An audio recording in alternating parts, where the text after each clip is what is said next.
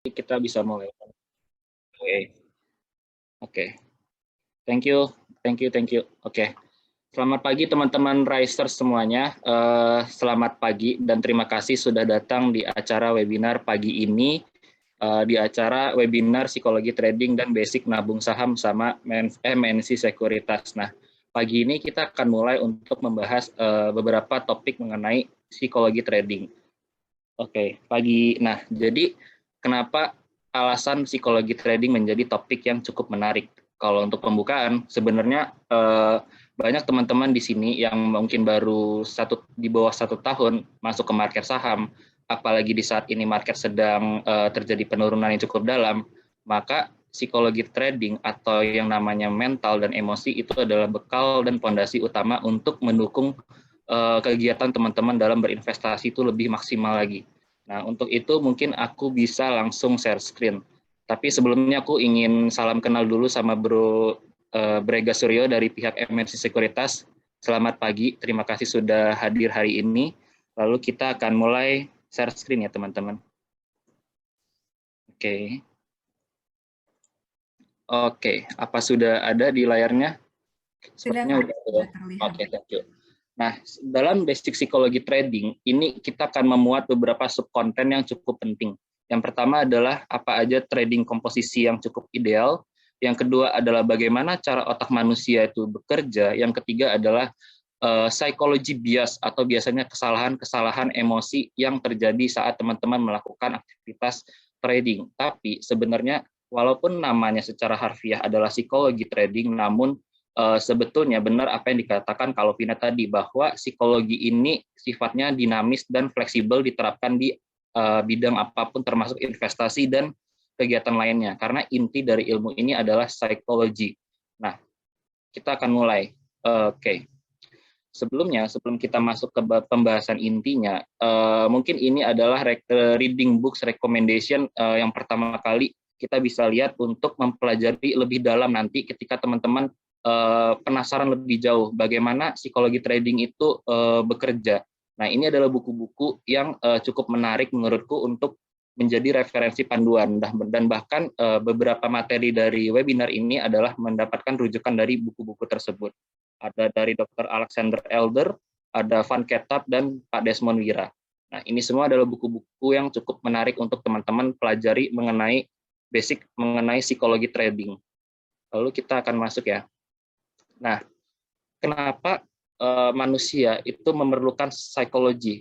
Kenapa psikologi penting? Khususnya di dalam capital market, dalam teman-teman bertrading, berinvestasi. Itu karena teman-teman, coba teman-teman bayangin kalau 20 tahun lalu, di tahun 2000, itu zaman itu teknologi masih ala kadarnya. Sekuritas masih harus datang online, datang buat sendiri, pembuatan akunnya mahal di atas 100 juta, terus nggak bisa buat online, pihak brokernya harus jalan kaki ke bursa efek, teriak-teriakan lewat telepon manual, dan let we see hari ini kalau aplikasi online trading udah canggih banget, terus juga apa ya, pembukaan akun udah murah, harus bisa online sehari jadi. Itu kan semua perubahan digital yang sangat masif dan cepat sekali. Nanti Bro Brega Suryo mungkin bisa memaparkan bagaimana kecanggihan dari OLT dari MNC Sekuritas. Namun sejak dulu sampai sekarang, walaupun zaman itu berubah, teknologi semakin canggih, semakin simpel, efisien, tapi manusia itu dari dulu nggak berubah banyak. Secara dulu, dari 20 tahun kita sebagai manusia sampai hari ini, itu secara psikologi, secara evolusi, itu nggak ada perubahan yang berarti. Jadi teman-teman, walaupun zaman berubah, tapi kalau kitanya sendiri, manusianya itu memiliki mental yang tidak beradaptasi lebih cepat, terus juga memiliki emosi yang tidak stabil untuk mengendalikan diri sendiri, maka kita akan ketinggalan oleh zaman yang cukup canggih. Jadi karena walaupun secanggih-canggihnya teknologi, tapi manusianya sendiri itu man behind the gun-nya itu tidak capable untuk melakukan operasional analisa thinking dari capital market, maka itu akan sia-sia aja gitu. Jadi yang paling penting adalah bagaimana manusia itu mengkontrol dan melakukan operasional yang cukup ideal terhadap perkembangan zaman sekarang, khususnya dalam trading. Nah, mungkin kita akan lihat psikologi trading dari definisinya apa. Kalau dari bahasa Yunani, psyche itu artinya jiwa dan logis itu artinya ilmu, logia atau logos. Mungkin teman-teman di sini ada yang dari jurusan psikologi. Nah, itu mungkin teman-teman bisa bantu untuk nanti kita cross check ya. Nah, kalau kita lihat berarti secara harfiah psikologi adalah ilmu yang mempelajari kejiwaan manusia dari segi perilaku dan mental. Nah, jadi kita mempelajari jiwa kita sendiri, jiwa manusia lain untuk kita menelaah perilakunya itu seperti apa dan mentalnya seperti apa. Khususnya itu perilaku diri kita sendiri dan mental diri kita sendiri. Artinya ada satu quotes dari Sun Tzu di dalam buku The Art of War, mungkin teman-teman udah tahu bahwa di dalam buku tersebut beliau bilang kalau kita dapat mengetahui pikiran orang lain itu adalah sesuatu intelligence atau kepintaran. Nah, kalau kita mengetahui dirimu sendiri, itu adalah suatu kebijaksanaan, karena kita bisa mengetahui diri kita sendiri itu seperti apa. Tapi kalau kita menguasai orang lain, itu adalah kekuatan. Lalu kalau kita menguasai diri kita sendiri, itu adalah the real kekuatan. Itu adalah kekuatan sesungguhnya. Jadi itu sebenarnya yang dibilang Sun Tzu dalam The Art of War itu adalah inti secara singkat penjelasan apa sih tujuan dari kita mempelajari psikologi. Sebenarnya yang paling penting bagaimana kita menguasai diri sendiri. Nah itu ya. Lalu kita akan lihat seberapa penting psikologi trading. Nah kalau kita lihat dalam formula Van Ketap, Dr. Van Ketap, salah satu buku yang cukup laris di dunia. Nah dia memformulasikan bahwa psikologi itu berada pada komposisi yang sangat dominan dalam kesuksesan kita trading, yaitu sekitar 60% kesuksesan kita dalam trading itu dipengaruhi sekali oleh psikologi trading. Lalu yang 30% adalah money management dan position sizing, lalu yang 10% adalah trading strategy. Nah, kenapa ini menjadi penting banget? Karena trading strategy itu sebenarnya kita nanti akan dijelaskan dalam lebih lanjut, karena di dalam capital market itu sesuatu yang tidak bisa kita prediksi lebih detail karena dia unpredictable bidangnya ya. Tidak seperti profesi lain seperti akuntan, programmer yang itu semua udah predictable. Nah, nanti kita akan lihat. Nah, jadi komposisi trading itu nggak bisa dibalik-balik, nggak bisa 10%-nya itu psikologi, itu benar-benar nggak bisa. Jadi kalau misalnya teman-teman udah mungkin 3 tahun di market, udah 2 tahun, setahun, tapi masih sering loss, mungkin teman-teman bisa evaluasi. Teman-teman salahnya itu di bagian analisanya, di bagian psikologi teman-teman, atau di bagian money management. Kalau misalnya teman-teman udah menguasai analisanya dengan baik, udah baca buku teorinya udah cukup mumpuni, tapi masih sering fail gitu ya, berarti teman-teman yang salah adalah psikologinya, dan yang dipelajari dan evaluasi adalah psikologinya, bukan trading strateginya yang diubah-ubah. Karena nggak ada yang namanya holy grail. Nah, jadi kita akan lihat bahwa komposisi dalam trading itu paling besar didominasi oleh psikologi. Nah, ini akan kita lihat selanjutnya ya. Nah, alasan psikologi trading itu sebenarnya sulit untuk dipelajari. Pertama, karena psikologi trading itu tidak mudah satuan alat ukurnya. Tidak seperti analisa teknikal dan fundamental. Contoh, mungkin teman-teman bisa kumpulin 10 orang, lalu ditanya 10 orang, level area support ada di angka berapa? Semua bisa jawab angka 1000. Tapi 10 orang itu beda-beda di angka 1000, mereka mau masuk atau enggak? Berani enggak masuk atau enggak? Atau mereka takut untuk masuk atau enggak? Itu adalah dua hal yang berbeda. Makanya psikologi trading itu sifatnya lebih ke memahami diri sendiri, tidak terukur gitu ya. Lalu yang kedua adalah tidak terlalu banyak sebenarnya literatur dan penelitian tentang psikologi trading. Nah, kalau teman-teman mungkin main ke toko buku besar, retail bookstore, seperti Gramedia, teman-teman akan mengetahui kalau di rak berjejer buku di dalam rak finance itu, teman-teman akan lihat biasanya buku-buku yang terjual adalah buku-buku tentang analisa, tentang teori, tentang teknis metode. Nah, itu teman-teman bisa lihat bagaimana analisa teknikal, bagaimana analisa fundamental. Tapi jarang banget sepengalaman aku melihat di buku-buku itu yang membahas tentang psikologi, aspek psikologi. Bahkan di dalam profesi psikologi pun itu nggak banyak yang membahas tentang psikologi trading. Nah, jadi itu kenapa sebenarnya alasan psikologi trading sebenarnya adalah jarang gitu yang membahas, padahal penting banget. Lalu yang ketiga, karena dia belum mampu untuk memahami dirinya sendiri dan memahami market yang sulit diprediksi.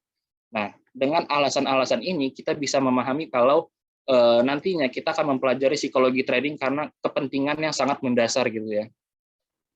Lalu kita akan melihat bahwa analisa itu nggak sama dengan trading. Kenapa teman-teman? Mungkin teman-teman bertanya. Jadi kita akan lihat kalau seorang analis itu belum tentu seorang traders, tapi seorang traders yang hebat, dia harus mampu menganalisa. Alasannya kenapa? Nanti kita akan lihat. Di sini ada misalnya kita akan lihat di sini ada seorang lecturer atau seorang akademisi. Terus di sini ada seorang pendaki gunung. Nah, coba teman-teman bayangin.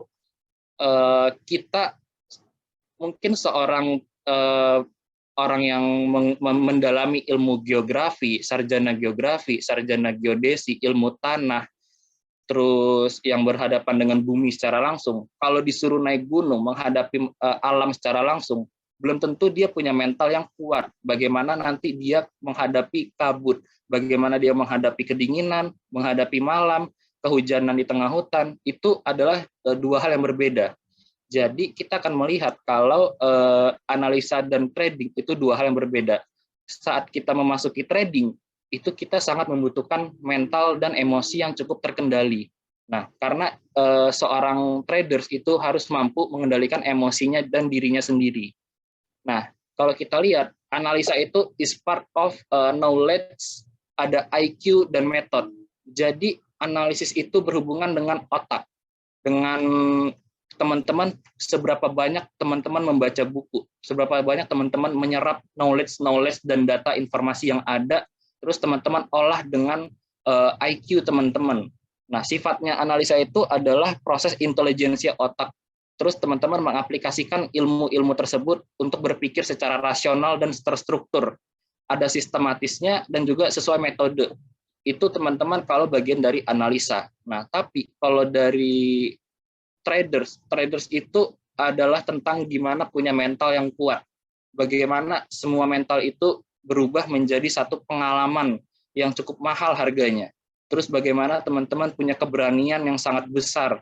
Terus ya kalau tadi analisa adalah bagian dari IQ, nah traders atau psikologi trading ini bagian yang cukup dominan juga adalah EQ atau emotional intelligence. Ada teman-teman bisa self-awareness atau pemahaman diri sendiri, self-regulation, bagaimana teman-teman membatasi diri sendiri, terus teman-teman bisa ada motivasi di situ, ada social skill, ada empati, itu semua adalah bagian-bagian dari emotional intelligence yang sangat penting. Nanti kita akan mengetahui bagaimana pentingnya EQ. Jadi kalau teman-teman ingat ya, ada kalau mungkin pas kecil, pas TK kita pernah dites itu IQ, terus ada EQ, terus ada SQ, spiritual. Nah, terus nanti kita akan lihat bagaimana ketiga-tiganya itu sebenarnya penting. Walaupun pembahasan kali ini kita akan membahas fokus pada EQ. Nah, di sini kita lihat kalau traders itu butuh emosi yang cukup terkendali, yang cukup baik. Karena kenapa? Di dalam dunia yang tidak terprediksi seperti mungkin kita lihat dulu, kalau di dalam bidang profesi yang terprediksi seperti akuntan, seperti programmer, itu yang sangat dibutuhkan adalah kemampuan dan skill teknis yang pandai, yang benar-benar mahir gitu ya di dalam kemampuan teknisnya. Dia seberapa besar dia menguasai ilmu-ilmunya. Karena ketika mereka menguasai secara rigid dan kompleks dan komplit tentang ilmu-ilmunya, maka semua pekerjaan itu bisa diselesaikan. Tapi berbeda halnya dengan traders, ya. Contohnya pilot deh. Pilot itu ketika dia menerbangkan pesawatnya, tentu ketika dia terbang dia nggak bisa dia nggak akan terlalu banyak bisa luas prediksinya ketika di atas pesawat itu terjadi apa aja. itu kan banyak terjadi faktor eksternal yang bisa mempengaruhi apapun terjadi. Makanya seorang pilot itu pasti seorang yang punya mental yang tinggi, yang kuat, yang strong gitu ya. Nah, begitu juga dengan traders, begitu juga dengan marketing sales gitu. Seberapa banyak seorang marketing sales bisa menjual, itu kan sebenarnya udah aspek eksternal, itu adalah pengaruh market. Jadi di dalam bidang yang tidak dapat diprediksi dengan pasti, itu yang paling faktor mendukung kesuksesan yang utama adalah bukan kemampuan teknisnya, tapi melainkan adalah bagaimana seseorang itu mampu menghadapi hal-hal yang tidak pasti. Nah, itu pasti butuh yang namanya emotional intelligence, butuh yang namanya psikologi dan mindset yang matang. Makanya di dalam komposisi trading, kemampuan teknis itu seperti analisa teknikal itu berperan hanya 10%, 60%-nya psikologi trading. Nah, itu yang teman-teman harus pahami gitu ya. Ketika teman-teman sebagai traders misalnya memasuk dalam analisanya mungkin enak gitu ya, analisa support di sini, masuk breakout di sini, masuk if breakout. Tapi ketika teman-teman uangnya udah masuk ke dalam market, dibawa naik turun, itu kan emosi yang muncul udah beda, udah pasti ada gejolak emosi perasaan yang muncul. Bagaimana teman-teman bisa nanti greedy, bagaimana teman-teman bisa yang namanya fear atau ketakutan. Nah, kita akan bahas ya nanti psikologi biasnya. Nah, kalau kita lihat psikologi itu sifatnya dinamis, pikiran itu dia fleksibel. Kenapa? Karena knowledge atau pengetahuan itu sifatnya statis. Misalnya buku-buku, teman-teman boleh deh baca buku, itu nggak salah, itu sangat benar gitu. Membaca buku, membaca ilmu pengetahuan yang banyak, mengetahui banyak hal, data dan informasi itu betul. Tetapi sesuatu yang sifatnya teoritis, sesuatu yang sifatnya baku, itu sampai kapanpun ya itu rujukannya tidak berubah. Kalau bilang pengertian supply demand, itu dari zaman Adam Smith nggak akan berubah sampai sekarang. Kalau permintaan adalah area di mana banyak orang mau membeli dan supply adalah area di mana orang mau menjual, lalu terjadi keseimbangan harga. Itu dari zaman Adam Smith, itu nggak ada yang berubah. Sampai sekarang masih itu definisinya dan penerapannya. Tetapi ketika kita membahas emotion itu sifatnya sangat dinamis, cepat berubah-berubah dengan sangat cepat. Mungkin di sini ada visualisasi kalau otak manusia itu mampu mempresentasikan berbagai emosi dalam waktu yang singkat. Mungkin teman-teman ya sudah sadar kalau misalnya bangun pagi misalnya ceria, terus siang-siang udah agak lelah lesu, terus malam-malam mungkin kesel karena kejebak macet, itu kan emosi yang cukup terasa. Kalau manusia itu punya emosinya sangat-sangat dinamis, nggak ketebak. Makanya ilmu pengetahuan yang sifatnya teoritis itu dia nggak dapat berubah gitu ya. Tapi kalau misalnya bagaimana contoh penerapan psikologi yang dinamis dan berbeda-beda. Contohnya adalah misalnya teman-teman trading dengan modal 100 juta, dengan modal 1M tentu akan menghasilkan gejolak emosi perasaan yang beda. Misalnya saya trading itu 100 juta modal saya. Terus teman-teman trading 1 miliar. Ketika kita masuk di harga yang sama, di waktu yang sama. Tapi ketika terjadi penurunan 10%, saya 100 juta, itu floating minus 10 juta. Tapi ketika teman-teman floating minus 10%, teman-teman udah floating minus 100 juta dari 1 miliar. Tentu besaran angkanya, besaran teman-teman. Nah, itu ada gejolak yang lebih besar lagi yang dirasakan. Jadi semakin besar tantangannya, itu semakin kita membutuhkan psikologi yang lebih next step lagi untuk dipelajari. Itu mengapa psikologi itu sangat penting. Ketika ilmu kita misalnya ada 2 orang trader gitu ya, ada 2 orang traders lulusan dari sekolah yang sama, misalnya magister ekonomi yang sama, kursus di guru yang sama, lalu dia mempunyai misalnya capital yang beda, tapi ilmunya sama, rujukan buku bacaannya sama, itu akan menghasilkan hasil yang belum tentu sama. Misalnya ada seorang A dan B. A dan B ini sama-sama berguru di satu guru, tapi yang A modalnya 100 juta, yang B modalnya 10 juta. Nah, ketika nanti masuk di harga yang sama dan di waktu yang sama, seperti yang tadi dibilang, itu akan menghasilkan gejolak yang beda. Kalau untung 10%, banyakkan yang 100 juta lebih greedy, lebih haus lagi, lebih senang gitu. Itu ada emosi yang bisa dirasakan. Nah, nanti ketika misalnya si A trading 10 juta, udah terbiasa, udah mulai ada kebal dia kebal dengan berbagai market, tetapi ketika dia udah next step, teman-teman misalnya next step, udah bisa mengelola dana 100 juta, itu pasti walaupun teori dan ilmunya sama, tapi psikologinya udah mulai beda. Ibaratnya pilot, ketika dia naik nembus awan pertama, itu pasti ada turbulensi sedikit, ada gejolak sedikit. Begitu juga dengan traders. Jadi setiap semakin besar tantangannya, itu semakin dibutuhkan psikologi yang sangat matang, teman-teman. Nah, itu yang sangat penting yang kita bisa pelajari. Nah, lalu bagaimana manfaat mempelajari psikologi trading? Nah, sebenarnya yang pertama, kalau kita mempelajari psikologi trading, artinya kita dapat memahami emosi dan perilaku dari diri kita sendiri dulu. Aspek terpenting dalam psikologi trading itu adalah sebenarnya memahami diri kita dan memahami market. Nah, lalu yang kedua adalah membantu fondasi trading yang kokoh supaya untuk dapat mensupport pada komposisi trading yang dibahas di awal tadi.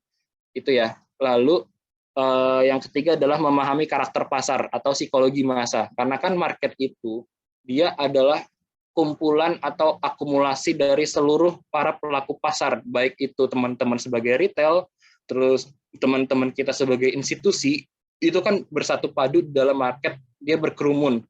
Karena semua yang terjadi di market, naik turunnya chart, itu kan made by money. Dan money itu dimasukkan atau ditarik oleh manusia atau human. Itulah yang kita bilang secanggih-canggihnya teknologi, itu tetap apapun yang terjadi adalah manusianya yang mengendalikan si market gitu ya. Jadi kalau teman-teman mampu memahami diri sendiri dan mampu memahami karakter pasar, psikologi massa, itu udah jadi satu tools senjata yang cukup ampuh banget. Lalu yang keempat adalah teman-teman dapat memahami lebih dalam tentang korelasi antara analisis teknikal dan psikologi trading psikologi yang terjadi dalam chart. Mungkin teman-teman di sini yang udah pernah ikut kelas basic analisa Dow teori dan tren, itu teman-teman dapat pelajaran waktu itu, dan yang sudah mempelajari support resistance, bahwa support resistance itu nggak hanya sebatas garis ajaib, tetapi di situ ada aspek emosi yang bisa dirasakan. Nanti kita akan membahas itu lebih dalam lagi di aspek analisis teknikalnya.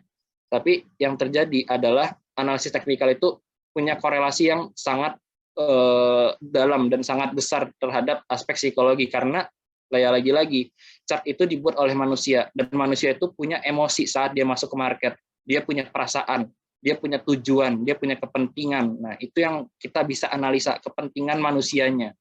Lalu yang terakhir adalah akan memberikanmu reward atau hadiah berupa profit dan pengalaman untuk menemukan jati diri teman-teman di market.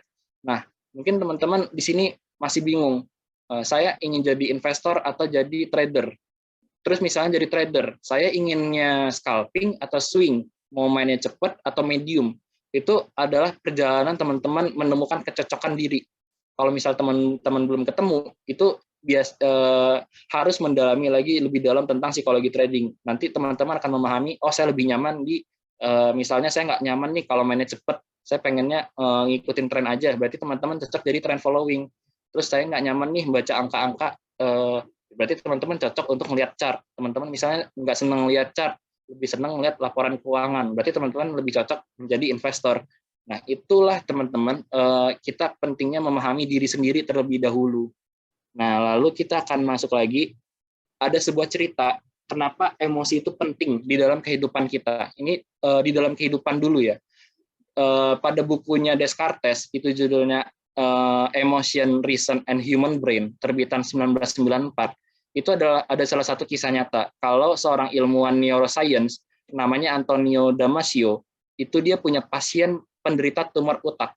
Dia ada tumor otak. Nah, pasien itu seorang pebisnis sukses, terus adalah seorang kepala rumah tangga yang teladan, yang baik, namanya Pak Elliot. Nah, ketika pasien itu mengalami tumor otak lalu dioperasi, itu bagian IQ Pak Elliot atau si pasien itu masih normal, masih 97. Tetapi si Pak Elliot, pasien ini kehilangan yang namanya emosi. Emosinya hilang, terus artinya dia udah motivasinya juga hilang karena EQ-nya itu lumpuh. Artinya si pasien ini udah nggak bisa lagi merasakan emosi seperti sedih, dia nggak bisa ngerasain frustasi, dia nggak bisa ngerasain senang, dia nggak bisa ngerasain FOMO, sehingga dia punya bisnis itu bangkrut. Terus dia punya pernikahan itu gagal karena Pak Elliot sulit untuk mengambil sebuah keputusan. Artinya ketika emosi itu lumpuh, emosi itu akan berdampak pada pengambilan keputusan yang juga ikut lumpuh. Nah, jadi itulah pentingnya. Karena ketika emosi itu udah dicabut, udah nggak ada, artinya dia menjadi seorang manusia yang linglung. Mengambil keputusan apapun jadi lama. Padahal keputusan yang diambil itu adalah keputusan yang sepele. Misalnya, saya siang ini mau makan apa ya? Itu kan teman-teman ada aspek psikologi emosi yang kayaknya saya senang yang makan ini deh. Kayaknya lagi pengen yang ini soalnya minggu lalu belum sempat nyoba. Nah, itu kan udah aspek emosi yang bermain. Atau teman-teman ngelihat Instagram Ads, wah ada makanan ini nih, enak banget. Itu kan akan mempengaruhi teman-teman punya pengambilan keputusan berdasarkan emosi yang teman-teman lihat saat melihat iklan tersebut. Nah, itu yang akan kenapa emosi itu penting banget, karena pengambilan keputusan itu didorong oleh motivasi. Nah, motivasi itu ada landasan perasaan. Motivasi itu dilingkupi oleh perasaan dan emosi, sehingga perasaan itu ikut mengambil peran dalam mengambil keputusan. Makanya manusia kalau dia nggak punya emosi, dia tuh linglung, kayak lupa sama dirinya sendiri, kayak manusia hidup tapi kosong aja gitu kalau dia nggak punya emosi. Nah, lalu kita lihat kalau beberapa orang bilang trading harus nggak boleh pakai emosi, trading itu harus nggak boleh pakai emosi, harus kebal, tahan banting. Ya itu benar, tahan banting benar, harus kebal benar. Tapi kalau tanpa emosi rasanya salah, karena kalau trading itu tanpa emosi, itu pernyataan yang cukup sebenarnya sesat dan salah. Karena yang benar, trading itu harus mampu mengelola emosi. Dia mengelola emosi dengan baik dan dengan bijak, itu baru betul. Bukan kita menghilangkan aspek emosi. Karena dari cerita yang sebelumnya, pasien tersebut ketika emosinya hilang, bisnisnya bangkrut, keluarganya hancur. Itu yang terjadi oleh manusia ketika dia nggak punya emosi lagi. Itu ya teman-teman. Oke, lalu kita akan masuk lagi. Nah, di sini ada satu, mungkin teman-teman yang dari psikologi ini bisa bantu cross check, membenarkan. Aku pribadi bukan seorang akademisi psikolog, aku adalah orang hubungan internasional. Tapi kalau kita lihat mempelajari bagaimana cara kerja otak manusia bekerja dalam evolusinya, sejak zaman purba dulu, manusia itu punya evolusi otak dalam 3 tahap. Yang pertama adalah otak reptil, kedua otak emosional atau limbik, yang ketiga adalah otak neokortex atau otak berpikir rasional. Nah, sebelumnya otak itu kan adalah objek yang sangat, atau bagian tubuh yang sangat kompleks, sangat rumit, karena di alam semesta ini otak yang memiliki 86 miliar sel neuron dan kuadriliun hubungan antara neuron sebagai organ vital dalam menghubungkan sistem saraf manusia. Jadi di dalam otak, mungkin teman-teman pernah lihat video bahwa otak itu dia menghubungkan jaringan antar sel itu banyak banget. Nah, itu makanya dibilang otak itu kompleks dan pemberian anugerah terindah bagi kita sebagai umat manusia. Nah, pada tahun 1950, Dr. Paul MacLean itu seorang dokter dan peneliti menemukan kalau manusia punya 3 jenis otak dalam setiap evolusinya. Yang pertama otak reptil. Otak reptil itu adalah otak pertama dan tertua di dalam tubuh manusia. Dia bersifat primitif dan tujuannya untuk survive. Artinya otak primitif itu bergerak secara tidak sadar. Misalnya teman-teman di jalan lagi nyetir bawa mobil. Terus dari sebelah kanan ada yang nyalip teman-teman kencang banget, bikin kaget. Mungkin reaksi teman-teman itu adalah kesel, marah. Itu adalah sistem kerja dari otak reptil. Misalnya teman-teman mendapat ancaman, itu nanti otak teman-teman bagian reptil yang akan secara tidak sadar bergerak untuk melawan atau menghindar. Itu adalah cara kerja dari otak reptil. Dia sebab akibat, dia aksi dan reaksi gitu ya. Mendapat aksi ini, reaksi otak reptil akan seperti tersebut. Nah, otak reptil itu ada di bagian dalam yang cukup kecil, yang pertama. Lalu seiring berkembangnya evolusi manusia, otak manusia itu punya evolusi yang cukup panjang. Yang kedua adalah otak emosi atau otak limbic brain. Nah, otak emosional ini adalah otak yang sifatnya mengelola emosi, perilaku, motivasi, dan memori jangka panjang. Dan alat indera teman-teman seperti penciuman juga ada di otak limbik. Nah, artinya biasa dibilang otak mamalia. Nah, otak emosional limbik ini adalah kenapa dia punya memori jangka panjang. Karena ketika teman-teman punya memori yang itu sifatnya jangka panjang, itu kan teman-teman artinya bisa record semua history, merecord semua pengalaman itu teman-teman jalani dengan perasaan. Bagaimana teman-teman pernah sedih waktu misalnya loss, bagaimana teman-teman pernah happy banget ketika misalnya lagi profit. Terus teman-teman bisa merecord dan itu akan teman-teman ingat sepanjang teman-teman hidup gitu ya. Misalnya teman-teman pernah beli saham A di harga 1.000, terus naik 20%. Nah, itu kan teman-teman happy gitu ya. Terus ketika harga saham itu balik lagi ke 1.000, turun, mungkin teman-teman akan teringat di masa lalu, oh saya pernah untung loh di saham tersebut di harga 1.000 belinya. Nah, ternyata pas dilihat di analisis teknikal, di chartnya, itu adalah area support. Nah, itu adalah korelasi antara psikologi dan analisa teknikal. Nah, lalu kalau kita lihat selanjutnya adalah otak rasional.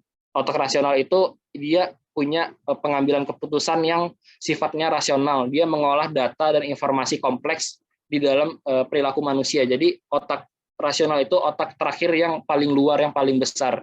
Itu adalah otak yang sifatnya intelligence atau mengelola IQ. Nah, itu ya teman-teman. Mungkin kita ada keterbatasan waktu, mungkin kita akan percepat sedikit. Kalau mungkin teman-teman bisa jawab deh kiri dan kanan. Didapat yang mana sih emosinya? Kalau ketika teman-teman lihat market, lebih gampang emosinya dapat dia yang pakai chart atau yang pakai data angka kayak gini? Mungkin teman-teman boleh jawab, teman-teman. Teman-teman bias mungkin trading gitu ya. Terus masukin dana 100 juta. Nah, terus teman-teman rasa ini penurunan semua informasi di sini sama. Ini chart tapi sifatnya yang satu adalah angka, yang satunya langsung visualisasinya. Nah, kalau teman-teman rasain, itu teman-teman akan merasakan kalau di chart itu justru jauh lebih untuk dapat merasakan feel yang lebih dalam lagi. Nah, jadi kita lihat di sini, kalau yang namanya aspek visual, otak manusia itu dirancang untuk survive. Kenapa?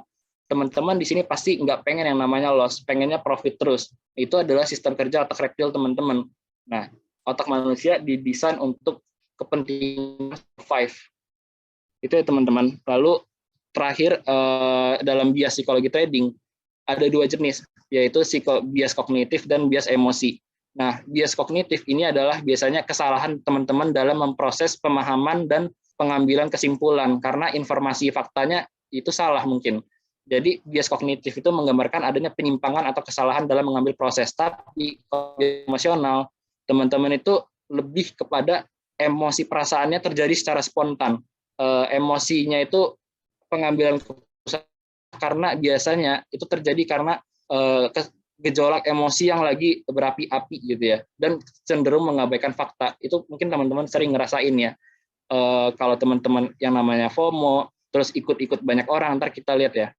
Nah, di sini ada dia psikologi trading yang ada 25 jenis. Nah, sebenarnya kita nggak akan mungkin membahas ini semua ini, karena itulah alasannya di awal aku bilang ada buku rujukan untuk teman-teman memahami 25 jenis bias dalam psikologi trading. Nah, istilah-istilah ini kalau teman-teman pelajari dan baca, teman-teman akan merasakan, oh iya ya, saya pernah melakukan ini ya, oh saya cukup aneh juga ya ngelakuin ini. Itu yang akan teman-teman pelajari dan akan teman-teman rasain ketika mempelajari 25 jenis bias ini. Masuk ke membahas sebagiannya. Misalnya ada di anchoring atau bias psikologi yang ketika anchoring itu kan artinya jangkar. Artinya jangkar itu dia punya acuan. Artinya ketika teman-teman mempunyai acuan, misalnya pikiran teman-teman itu punya acuan sebelumnya. Misalnya teman-teman punya level update itu support di harga 1.000, tetapi teman-teman acuannya di situ terus, padahal marketnya udah berubah, udah jebol itu support 1.000, tapi saya beli supportnya 1.000 gitu. Terus teman-teman atau lagi saya beli saham ini karena profitnya bagus, net profitnya besar, padahal industrinya itu lagi nggak bagus regulasinya, dan itu akan mempengaruhi profit, tapi teman-teman tetap ngeyel. Ini perusahaannya bagus, ini profitnya besar. Itu adalah aspek bias psikologi yang namanya anchoring. Atau bandwagon effect yang selanjutnya adalah fenomena di mana teman-teman ikut-ikutan banyak orang istilahnya. Bandwagon itu menyerap ide yang makin banyak, itu teman-teman ambil idenya. Jadi misalnya teman-teman ngira di bid dan offer, terus bidnya tebel banget. Teman-teman ngira itu banyak demand, orang berminat banget dengan saham tersebut, padahal belum tentu. Bisa jadi bid itu dicabut. Kan bid itu belum jadi saham, karena itu cuma antrian yang bisa dicabut. Nah, teman-teman jangan sampai terkena yang namanya bandwagon effect atau efek latah. Nah, ini ada juga efek siapa yang teman-teman pernah untuk konfirmasi bias, atau artinya misalnya teman-teman cenderung nyari pembenaran, nyari alasan sementara untuk fakta yang sebelumnya itu dibuang. Misalnya teman-teman pakai MA20, ketika jebol teman-teman beralasan lagi, kan masih ada di EMA 100.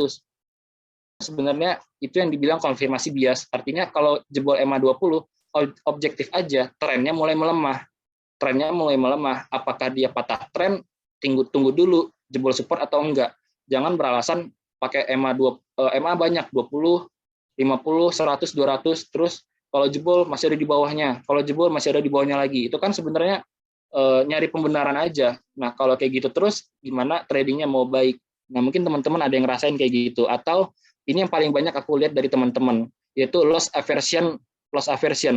Nah, loss aversion ini adalah bias yang teman-teman cenderung nggak pengen ngerasain rugi, terus nggak pengen ngerasain loss. Nah, kalau teman-teman, contohnya pas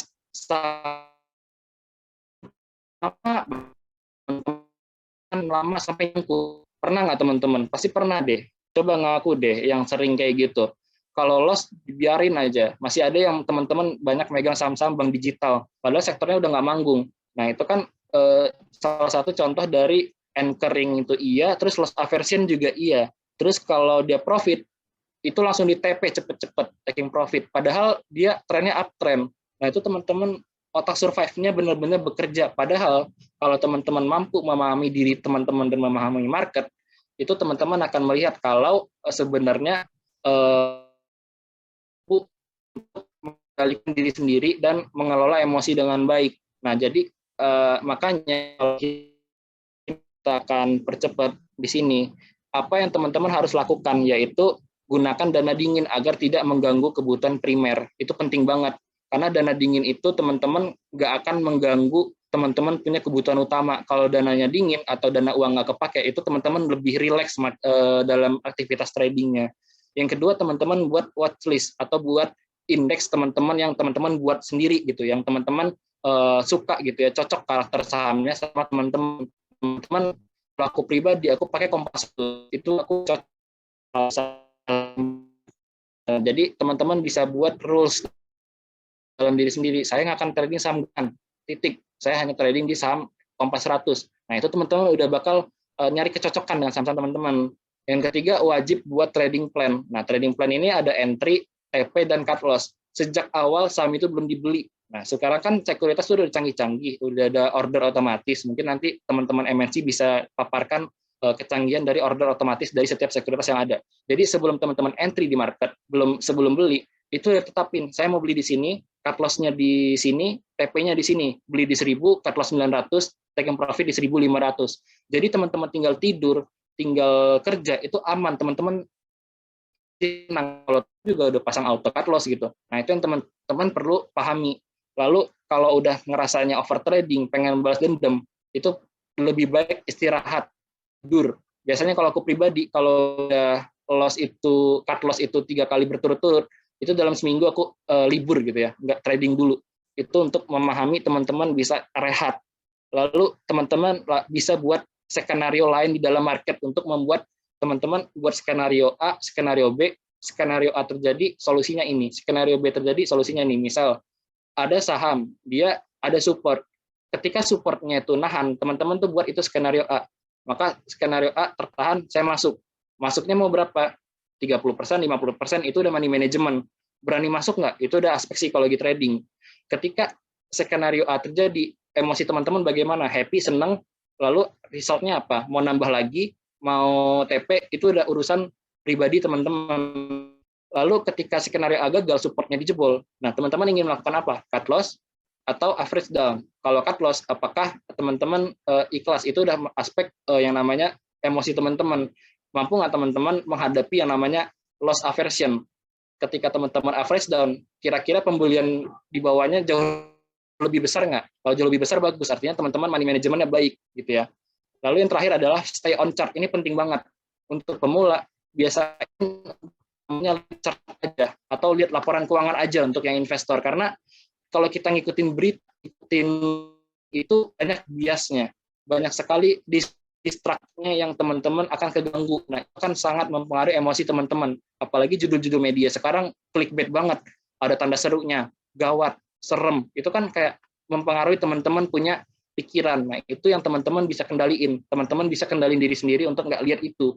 Teman-teman cuma jadi itu notice aja, tapi panduan utama teman-teman adalah ya alat utama teman-teman ya trader, panduannya ke chart, karena kita ngerti kalau market action discount everything, artinya semua yang terjadi di market itu udah ditampilkan di chart, baik itu laporan keuangan, news, psikologi, itu udah semua ada di chart.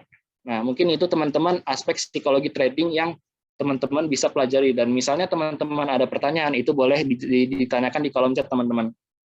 Mungkin aku say sorry kalau agak sedikit ngaret ya waktunya, agak sedikit lama. Mungkin teman-teman ada pertanyaan, apakah teman-teman suara saya jelas dan pemaparan materinya cukup jelas? Mungkin teman-teman boleh tanya kalau ada pertanyaan, atau teman-teman boleh kita lanjut ke pemateri kedua juga boleh. Oke, Kak Heri. Terima kasih banyak, Kak. Untuk pertanyaannya mungkin nanti kita bisa kumpulin jadi satu di akhir webinar ya, Kak, setelah narasumber kedua. Jadi untuk sekarang, mungkin untuk teman-teman yang punya pertanyaan bisa mulai tulis di kolom chat, tetapi nanti dijawabnya setelah narasumber kedua, Kak. Oke, kalau terima kasih atas waktunya. Aku kasih ke Kak Lovina, dan selanjutnya untuk Bro Suryo pemaparan materinya ya. Oke, makasih banyak Kak Heri. Sama-sama. Oke, Racers, keren banget ya sharing dan penjelasan dari Kak Heri di webinar kali ini. Jadi ternyata psikologis itu penting banget dan sangat berpengaruh nih Racers dalam trading ataupun investasi saham. Nah, selanjutnya nih Racers, ada satu narasumber lagi yang nggak kalah keren. Topik selanjutnya yang akan dibawakan adalah mengenai nabung saham yang akan dibawakan oleh Kak Brega Suryo atau mungkin bisa dipanggil Mas Yogi ya, Kak. Nah, ya, menarik halo. banget nih. Pas banget untuk risers yang ingin mempelajari lebih lanjut mengenai investasi saham dan pengen tahu gimana sih cara nabung saham dan kalau nabung saham tuh bisa dilakuin di mana sih? Nah, semuanya nih bakal dibahas di topik selanjutnya karena Mas Yogi ini pastinya sangat berpengalaman dan merupakan marketing online trading di MNC Sekuritas. Nah, karena Risers pasti sudah penasaran banget tentang apa aja yang bakal di-sharing sama Mas Yogi. Daripada berlama-lama lagi, langsung aja kita persilahkan narasumber kedua kita hari ini, yaitu Mas Yogi. Untuk Mas Yogi, dipersilahkan. Baik, terima kasih Mbak. Oke, salam kenal Bro Heri. Oke, saya coba ini dulu ya, share screen dulu ya. Oke. Sorry untuk Kak Heri, mungkin share screen-nya boleh di-end dulu. Oke. Mas Yogi, silakan share screen, Mas.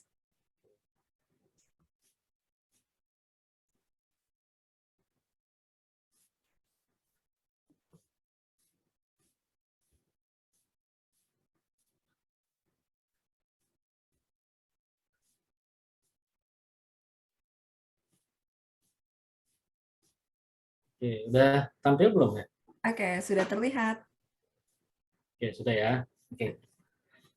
Baik, selamat pagi semuanya. Ya kan, salam sehat untuk semuanya. Perkenalkan, nama saya Yogi, saya dari MNC Sekuritas. Salam kenal juga dengan Bro Heri. Makasih Mbak Lovina.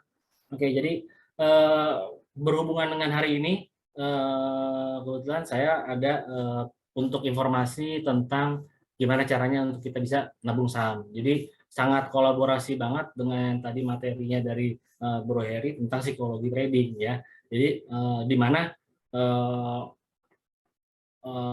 orang ketika menentukan sudah berinvestasi itu bisa memilih ingin menjadi seorang investor ataupun menjadi seorang trader gitu ya. Nah, di sini kita mungkin coba ke yang namanya nabung saham dulu. Kalau memang belum siap menjadi seorang trader, kita coba aja menjadi seorang investor ya.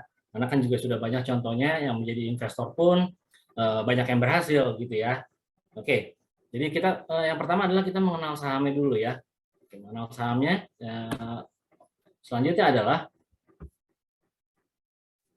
saham itu sendiri ya, mungkin ya udah banyak orang tahu ya, ya namanya saham itu mempunyai arti adalah bukti kepemilikan, ya kan, bukti kepemilikan ketika perseroan atau yang merupakan klaim atas penghasilan dan kekayaan perseorangan, gitu ya. Nah itu adalah arti kata daripada saham itu sendiri, gitu ya. Jadi kalau kita memang sudah menentukan untuk kita berinvestasi di pasar modal, khususnya di saham, ya kita juga harus mengerti apa istilah-istilah yang ada di dalamnya, gitu ya.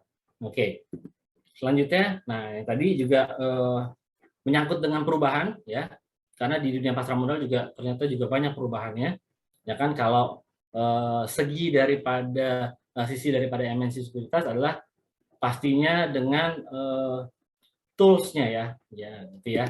Oke, tools-nya. Mungkin kalau yang tahu ya, ini sudah tempo dulu ya mengenai teknologinya.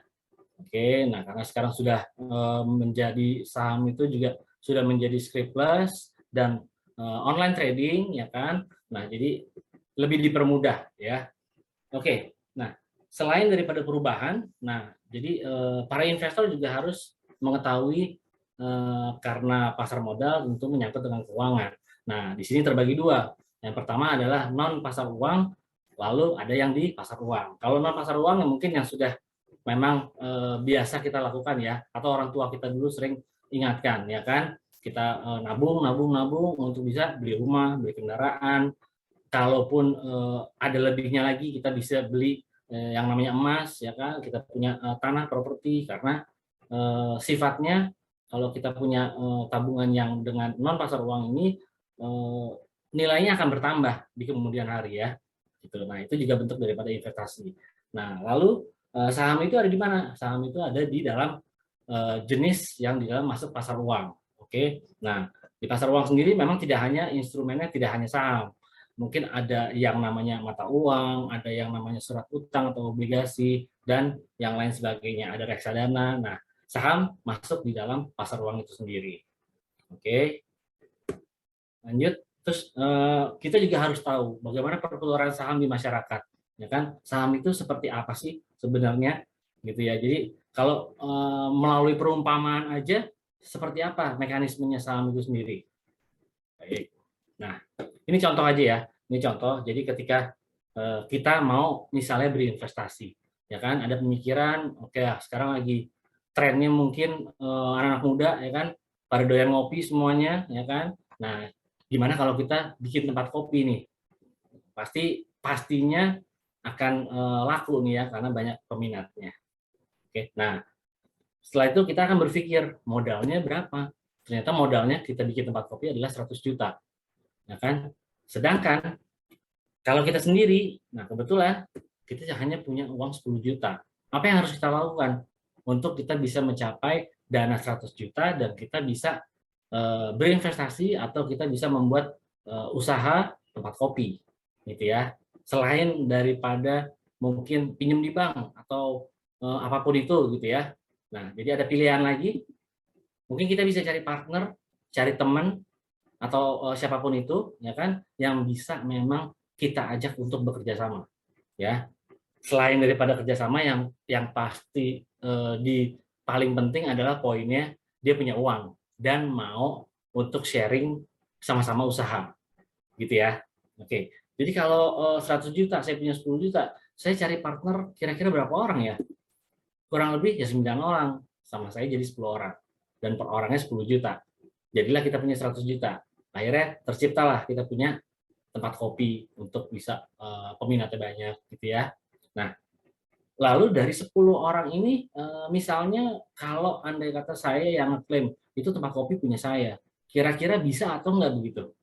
Karena yang pasti di belakang kita, saya ada 9 orang partner yang join sama saya, gitu ya. Nah, itu kan saya nggak bisa ngeklaim tempat kopi itu adalah tempat kopi saya. Karena masing-masing dengan porsi yang sama, masing-masing mengeluarkan dananya 10 juta, akhirnya kita cipta tempat kopi. Jadi, nah bentuk daripada kerjasama saya dengan partner atau investor dengan partnernya, ini perjanjian biasanya dituangkan dalam hitam di atas putih ya. Nah, itu yang kita bisa sebut saham. Oke, perjanjian itu yang bisa dikatakan itu adalah saham karena masing-masing memiliki nilai yang sama ya dengan membuka tempat usaha.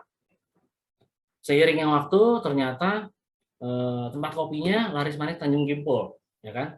Dari modal 100 juta, tempatnya hanya satu, secara waktu yang berjalan ternyata berkembang, ya kan? Bisa jadi dua, otomatis juga mempunyai tambahan keuntungan, ya kan? Menjadi 200 juta. Nah, kita juga ada akan pengembangan usaha itu sendiri.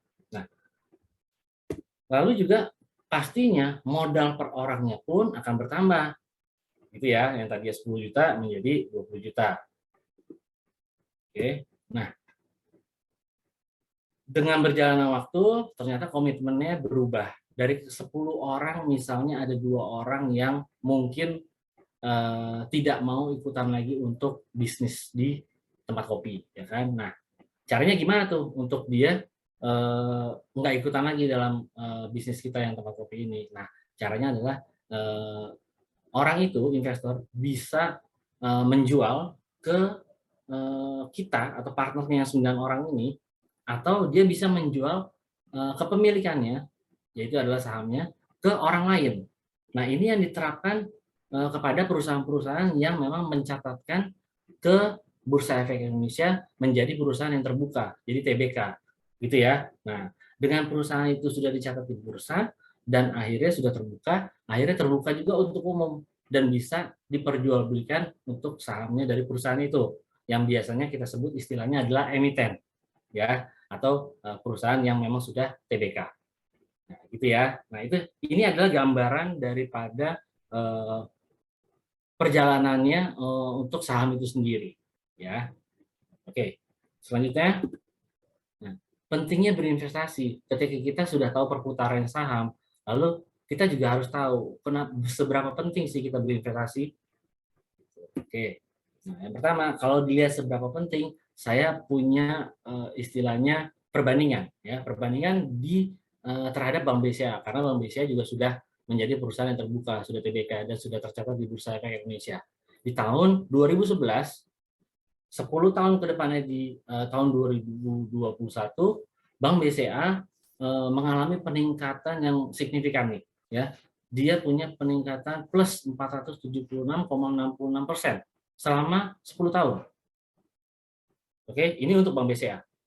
Lalu ada perbandingan lagi untuk Bank BRI, 10 tahun dia punya pertumbuhan 380% plus. Ada perusahaan Telkom, mungkin teman-teman tahu ya, TLKM ya, Telkom.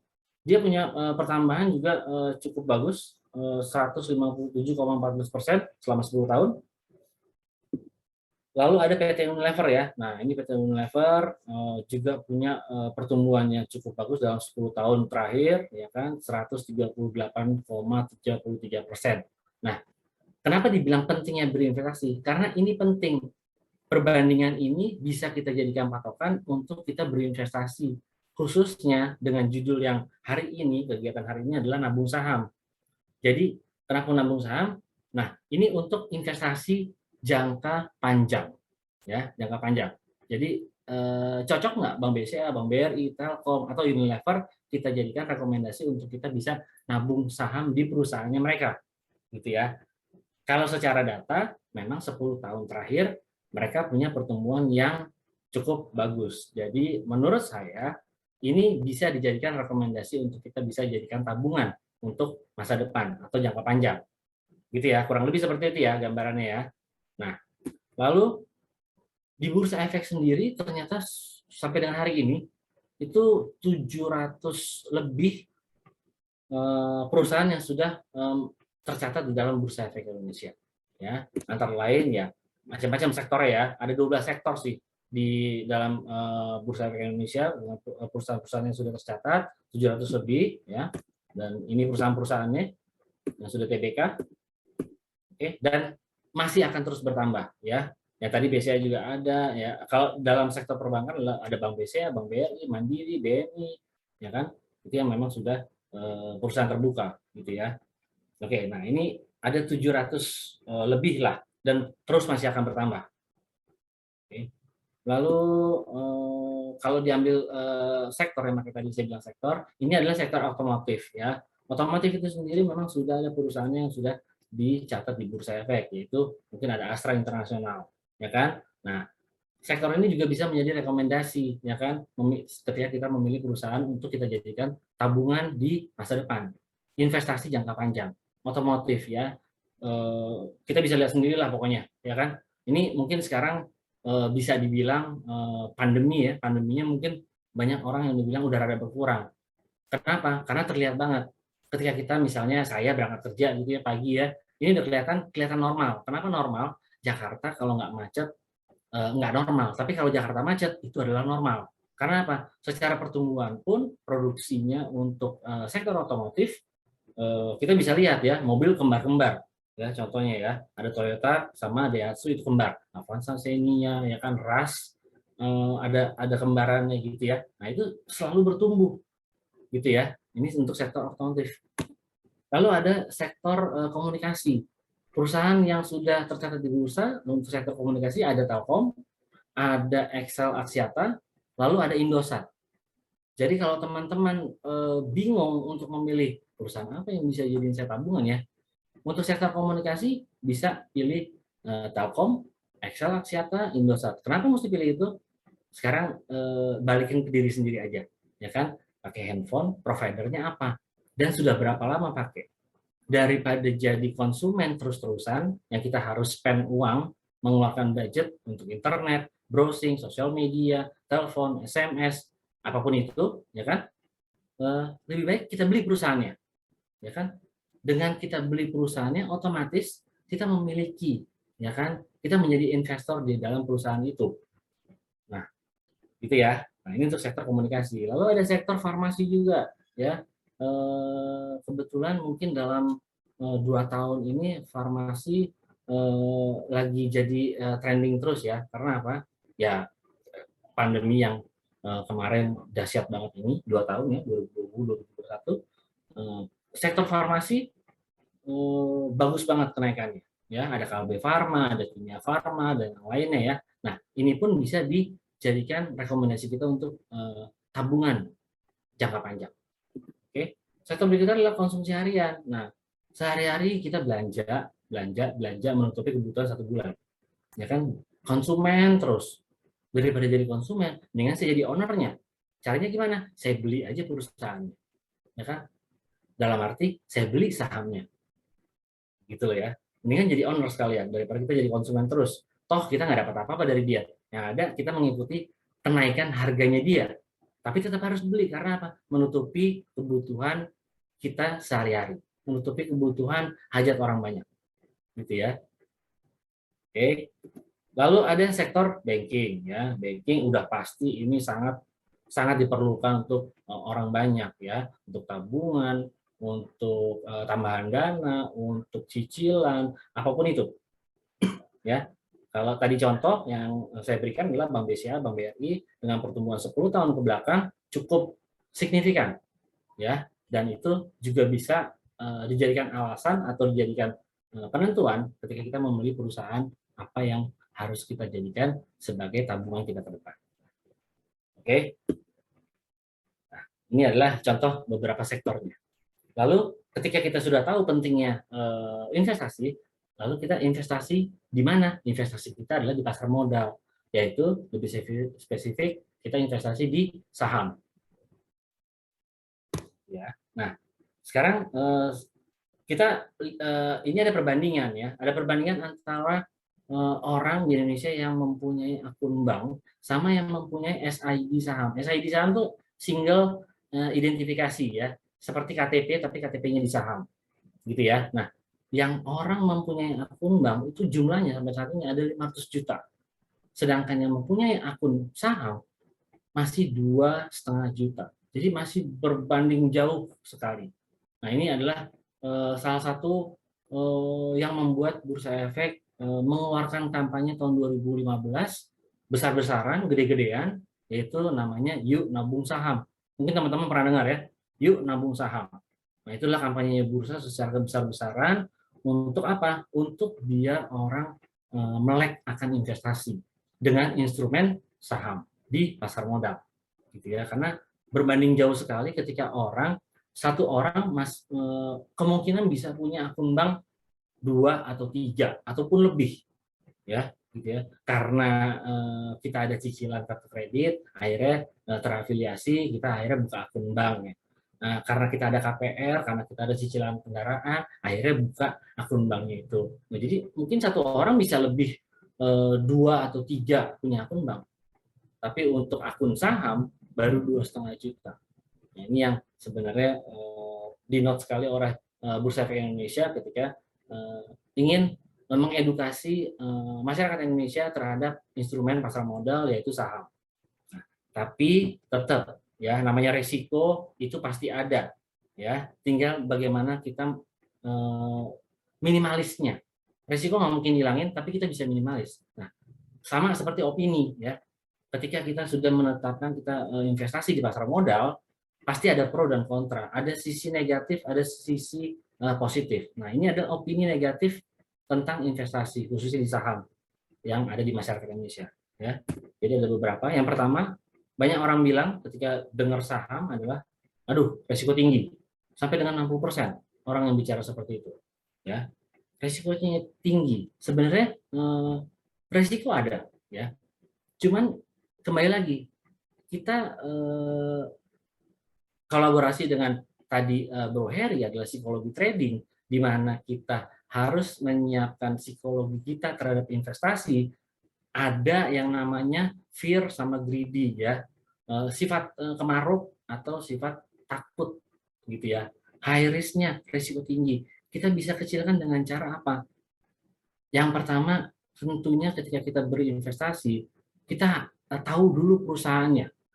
Ya, kenapa tadi saya kasih contoh beberapa sektor yang sebenarnya itu adalah yang ada di kehidupan kita sehari-hari, seperti sektor otomotif, seperti sektor komunikasi, itu kita tahu benar karena apa? Kita penggunanya.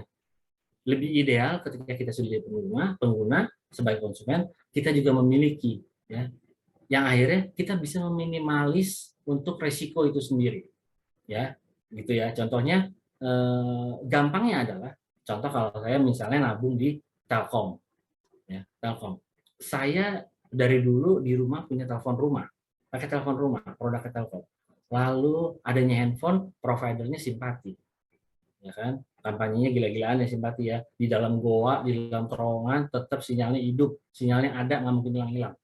Ya kan, pakailah Simpati. Dan udah bertahun-tahun pakai Simpati. Pengembangannya lagi Telkom sekarang ada yang namanya TV berbayar sama internet, IndiHome. Di rumah pakai juga.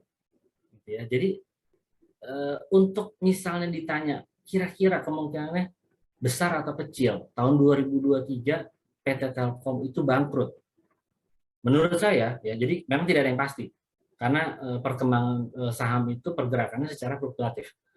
Kalau bicara kemungkinan, kecil kemungkinannya untuk Telkom bangkrut tahun 2023. Karena apa? Yang pertama, memang dia plat merah ya, BUMN. Pasti masih ada subsidi dari pemerintah. Dan kayaknya dari saya kecil, kita udah pakai produknya Telkom. Orang banyak pun pakai. Nah, itu cara gimana kita minimalis. Dan itu bisa jadikan kita rekomendasi untuk kita nabung saham. Oke? Nah, ini bisa kita klarifikasi ya. Oke, jadi resiko itu bisa kita minimalis, bukan dihilangkan. Lalu ada opini lagi ketika dengar saham, wah pastinya butuh banyak uang. 25 tahun ke belakang, 20 sampai 25 tahun ke belakang mungkin ya, ketika kita investasi di pasar modal di saham membutuhkan dana sampai 100 juta, 200 juta, mungkin minimumnya 50 juta ya. Nggak semua orang punya. Jadi makanya saham butuh banyak uang kalau kita mau invest di saham. Ternyata bursa 2015 kampanye gede-gedean, besar-besaran, yang namanya program Yuk Nabung Saham. Kenapa? Starting dari 100.000. Dan itu untuk umum, seluruh masyarakat Indonesia bisa yang namanya nabung saham mulai dari 100.000 rupiah. Oke, jadi kita bisa klarifikasi ya. Jadi itu zaman dulu membutuhkan uang banyak. 44% orang bicara seperti itu. Ternyata sudah ada jawabannya. Dengan cara apa? Nabung saham. Start berapa? 100.000 cukup.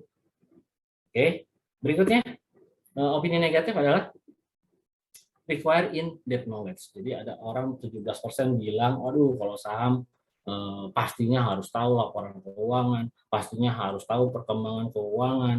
Hanya anak ekonomi, akuntansi yang tahu. Saya kan di sekolah di hukum, ya kan. Tadi Bro Heri hubungan internasional, ya kan. Tapi dia mahir sekali, paham banget, expert dalam pasar modal. Apalagi dia sudah memiliki kemampuan untuk mengatur psikologinya ketika dia berinvestasi di saham.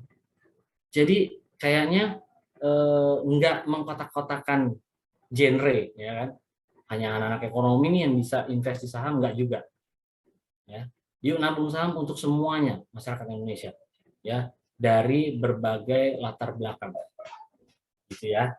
Oke, jadi 17% ini orang yang bilang dengan opini negatif bisa diklarifikasi bahwa tidak seperti itu.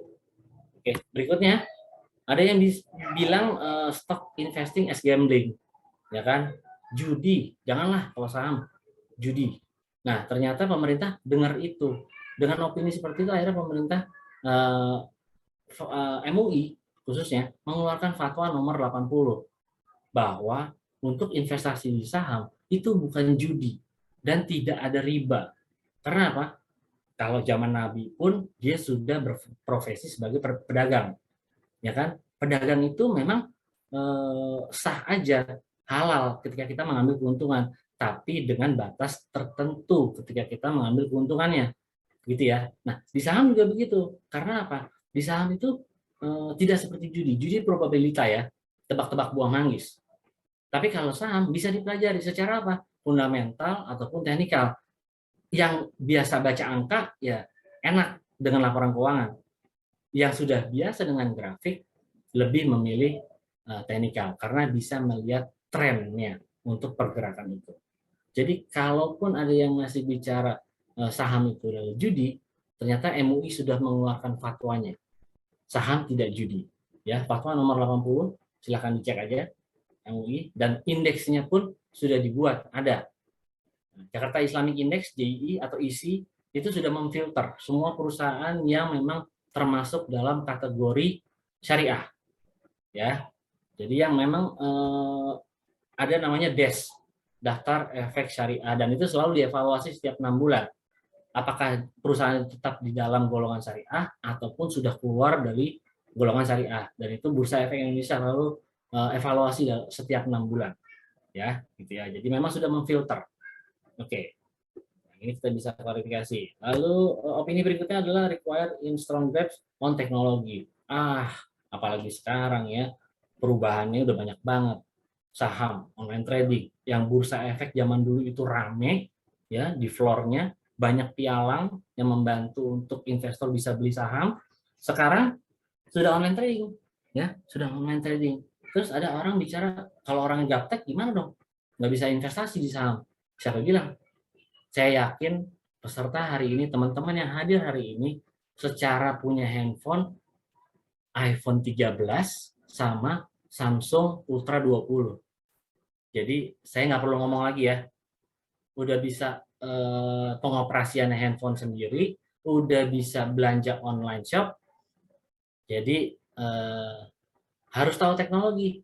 Silakan jawab sendiri deh, ya kan? Kayaknya semua orang udah canggih kok jam hari gini ya, orang udah canggih. Orang nggak kemana-mana bisa makan, orang nggak kemana-mana bisa dapat apapun itu dengan cara apa? Sekarang sudah digitalisasi dan bukan dipaksa, tapi mau nggak mau harus mengikuti zaman perubahan.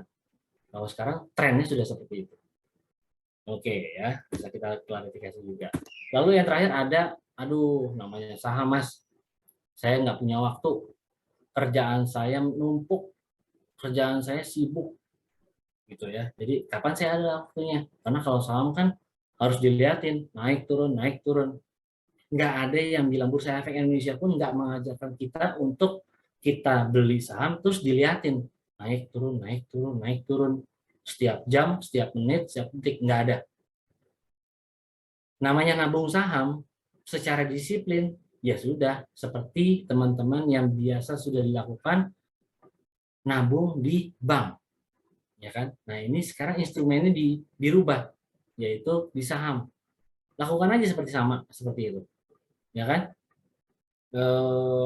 Istilahnya secara gampangnya harus tahu fundamental teknikal. Enggak juga. Kalau saya punya awal ya, untuk awalan, untuk nabung saham, saya punya tipsnya adalah 3. Yang pertama adalah kita tahu perusahaannya. Oke, kita tahu perusahaannya. Yang kedua, kita tahu produknya dari perusahaan itu.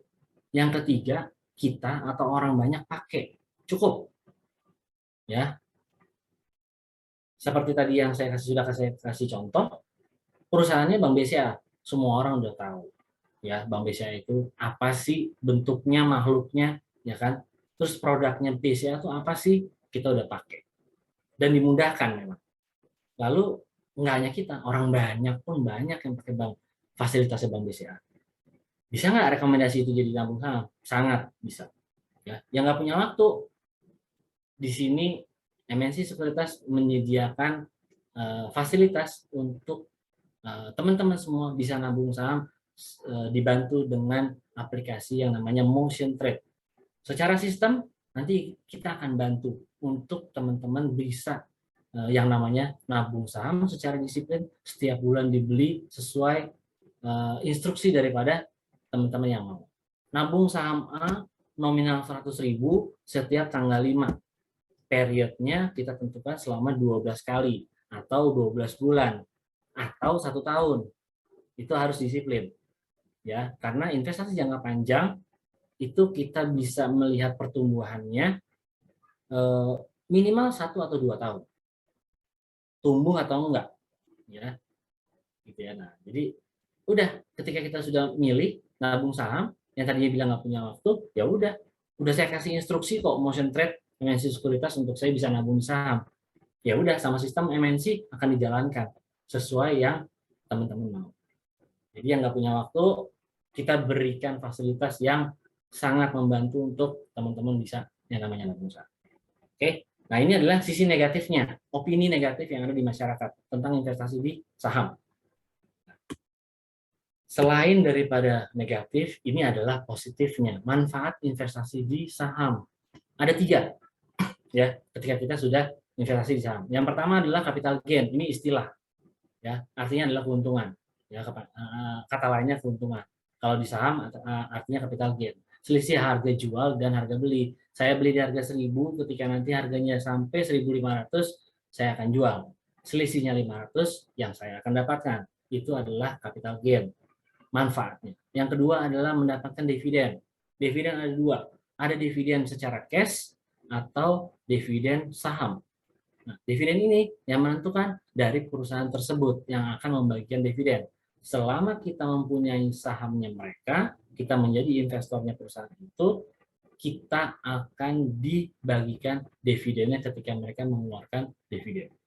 Tinggal tergantung kepunyaan kita berapa banyak dan pembagian dividennya berapa persen yang dikeluarkan.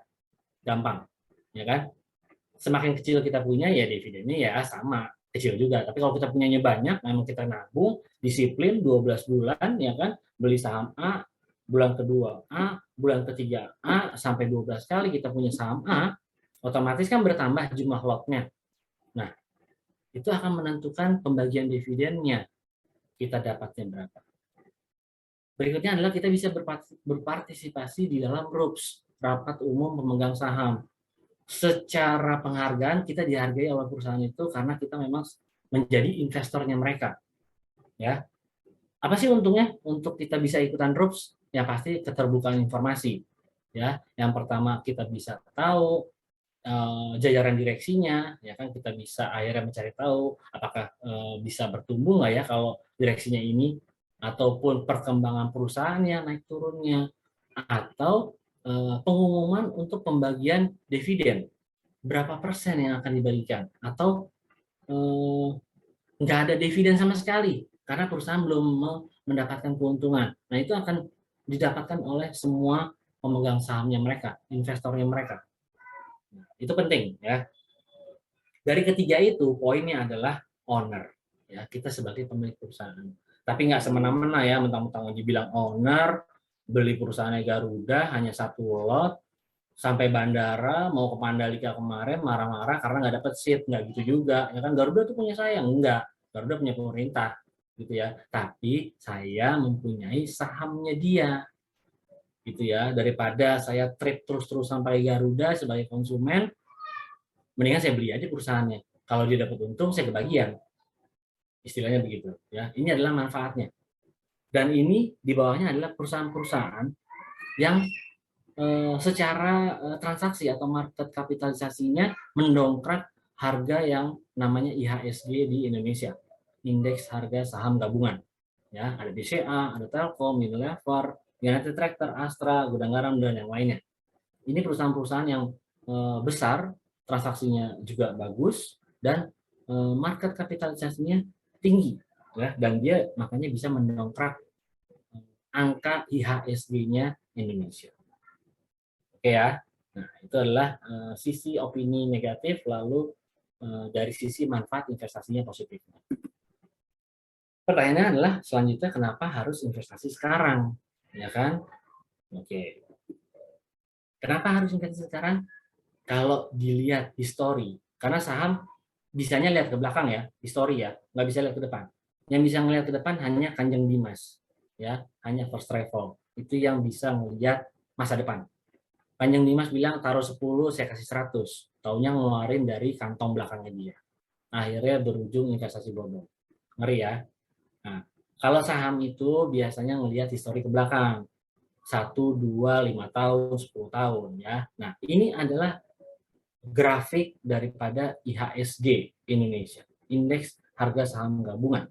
Kalau lihat secara histori dari mulai tahun 1992 sampai dengan tahun 2021, kalau dilihat secara grafiknya naik atau turun.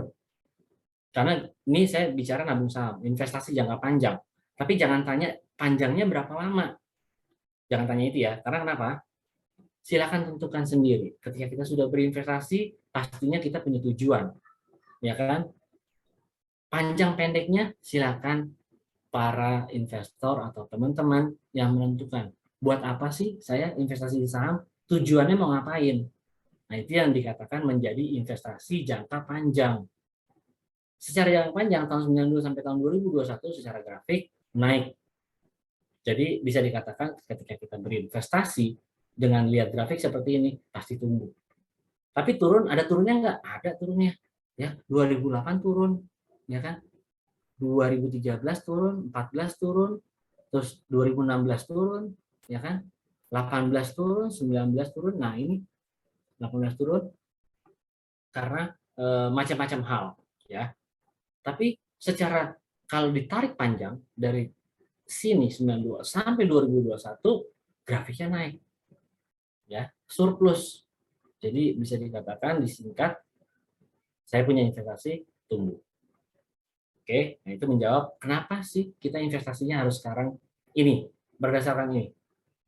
Oke, selanjutnya, nah, di dalam IHSG, indeks harga saham gabungan, ternyata dari yang 700 lebih itu perusahaan sudah tercatat di Bursa Efek Indonesia, ada top 20, 20 perusahaan dengan nilai kapitalisasi terbesar. Ya, contohnya ada Bank BCA, ada Bank BRI, Telkom, Bank Mandiri, dan seterusnya. Sampai ada 20 perusahaan. Ya, dan mereka bisa mendongkrak IHSG ya dengan market kapitalisasinya adalah 3,9 triliun ya, dengan total transaksi indeks ya kita satu hari itu 7,1 triliun ya. Oke ya. Nah, ini didorong dengan 20 perusahaan yang sudah ada di Bursa Efek Indonesia. Nah, kalau secara perbandingan tetap ya, kita apa-apa mesti memang ada pembanding ya. Kalau saya kasih begini pembanding, pasti teman-teman udah tahu ya, ada Facebook, ada Apple, ada Amazon. Nah, mereka juga sudah perusahaan terbuka, saham bisa diperjualbelikan. Kalau kita lihat market kapitalisasi mereka adalah Facebook, itu 6,9 triliun. Nilai satu Facebook sama dengan 20 perusahaan yang tercatat di Bursa Efek Indonesia. Dengan harga sahamnya, satu lotnya 2,4 juta. Facebook. Ya. Lalu Apple, market kapitalisasinya 16 triliun, ya, 2 kali lipatnya lebih. Harga sahamnya per lot 3,6 juta lot, 3,6 juta per lotnya. Lalu Amazon 15,6 triliun, ya, satu perusahaan. Kita butuh 2 perusahaan untuk bisa mencapai 7,1 triliun transaksinya Bursa Efek Indonesia. Ya, memang sangat berbanding jauh sekali ya, gitu ya. Ya maklum, mereka negara maju, kita negara berkembang yang akan menjadi negara maju. Semoga ya. Oke, nah ini untuk informasi aja. Berikutnya, nah yang tadi saya bilang, resiko itu pasti ada, nggak bisa dihilangkan, tapi bisa kita minimalis. Nah, resikonya apa sih kalau kita investasi di saham? Yang pertama adalah capital loss. Ini istilah. Apa sih capital loss? Ya resiko kerugian apabila saham yang dimiliki dijual di bawah harga beli. Saya beli di harga 1.000, ternyata ada penurunan sampai 700, saya jual harga 700. Saya rugi 300. Ya. Tapi kalau seandainya belum dijual, karena saya tahu perusahaannya, saya tahu produknya, saya tahu orang banyak pakai, saya belum akan jual. Memang nilainya turun, secara potensial turun. Tapi kalau ditarik histori ke belakang, dia pernah tinggi. Nah, saham itu banyak yang sifatnya mengulang. Ya, dia pernah cetak di harga 1.000, ada penurunan sampai 500, ada kemungkinan dia akan kembali ke 1.000. Itu sifatnya saham. Ya. Jadi kalau belum dijual, jangan bilang rugi. Tapi kalau sudah dijual, ini adalah bentuk resiko capital loss. Lalu yang kedua ada resiko likuidasi. Perusahaan itu bangkrut, ya. Nah, gimana nih? Kita udah punya sahamnya terus bangkrut, ya kan? Nah, itu pasti ada prioritasnya yang mereka dahulukan ya untuk klaim. Yang pasti yang prioritas pertama adalah mereka menyelesaikan dulu kewajiban-kewajibannya apa yang mesti dilunasi sampai akhirnya sampai ke taraf pemegang sahamnya dia. Nah, itu kita terakhir biasanya beruntung kalau masih ada asetnya, kita masih kebagian. Kalau udah nggak ada asetnya, kegedean yang harus dilunasi, ya udah ya. Makanya penting juga kita bisa memilih perusahaan apa yang kita mau jadikan tabungan ke depan. Oke, nah ini bentuk resikonya. Ini kita yang bisa kita minimalis. Nah, selanjutnya instrumen investasi ternyata tidak hanya di saham. Nah, MNC Sekuritas dengan aplikasi Motion Trade, kita ada produk yang namanya reksadana. Nah, reksadana itu juga bisa dijadikan untuk kita berinvestasi.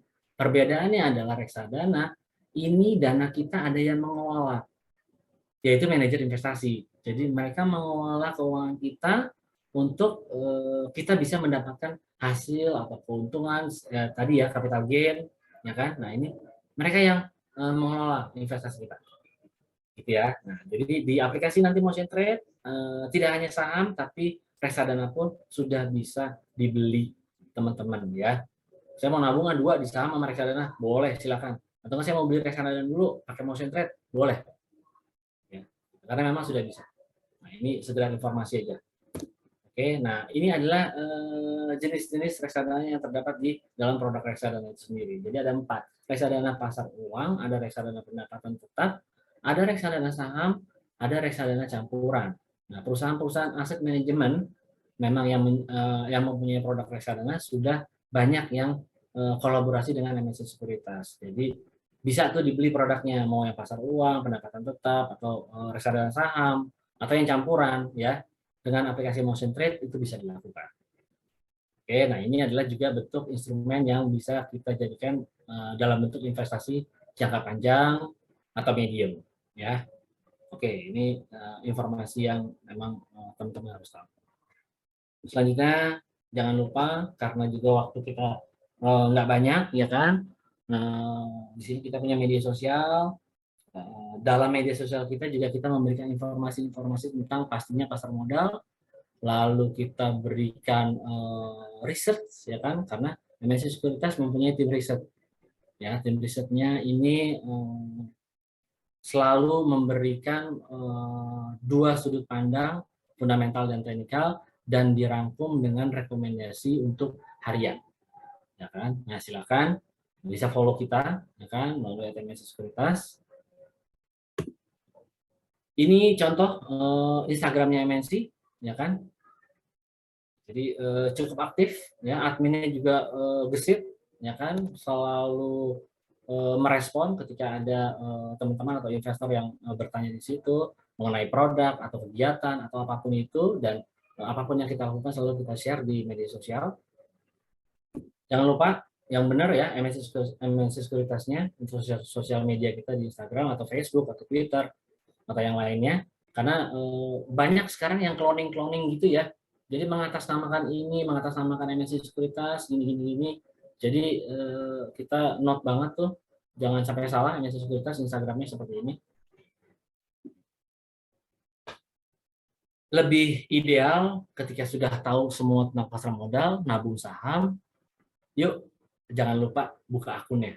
Caranya apa? Gampang, mudah. Dengan perubahan zaman justru kita dipermudah, ya.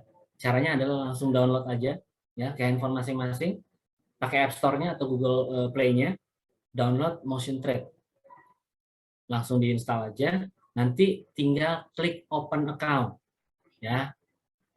Dan itu ada beberapa data yang kita perlukan, silakan diisi, nanti kita proses secara online, nanti akunnya jadi, tinggal dijalankan yang namanya mau nabung di saham.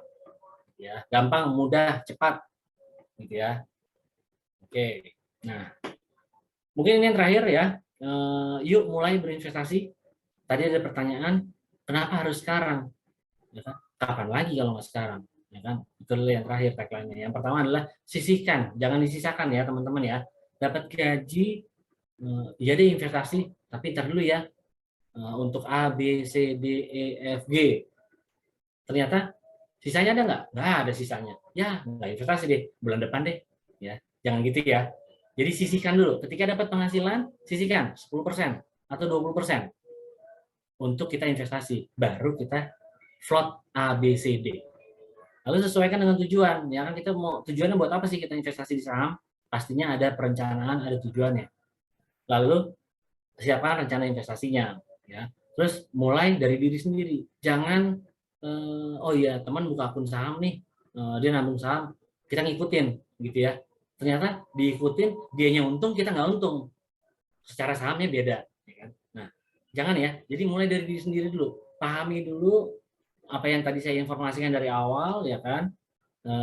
Begitu kita sudah tahu, mulai dari diri sendiri. Ya. Lalu yang terakhir adalah mulai dari sekarang. Kapan kita berinvestasi? Yuk, mulai berinvestasi dari sekarang. Oke,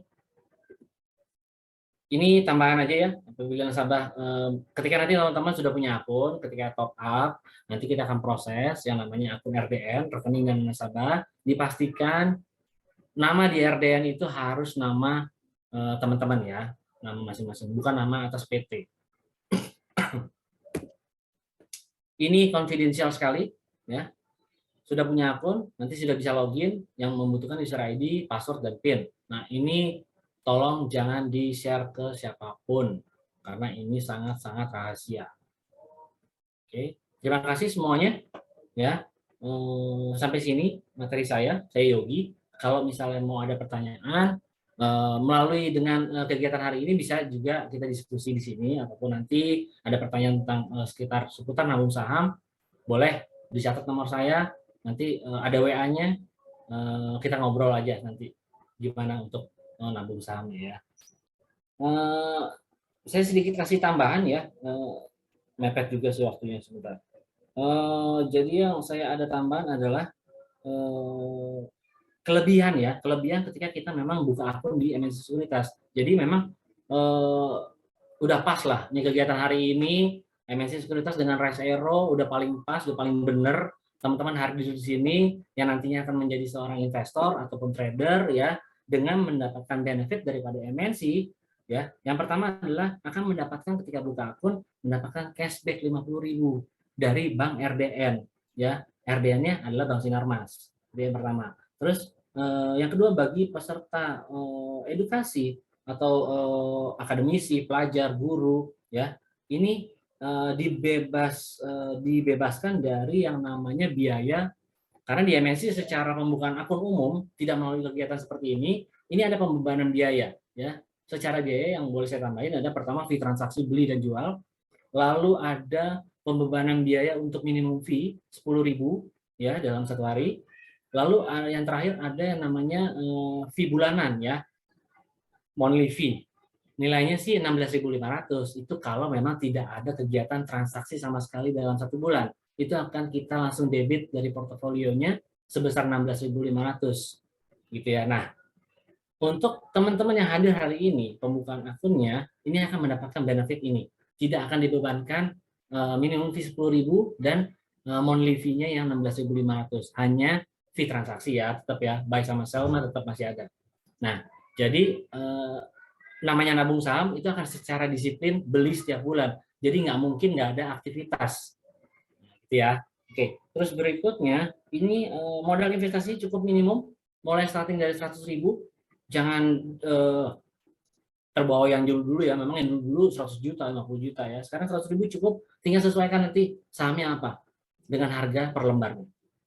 Oke, nanti juga akan didapatkan secara riset ya, yang tadi saya bilang research, kita akan berikan informasi setiap paginya, fundamental, teknikal, lalu dirangkum dengan rekomendasi harian.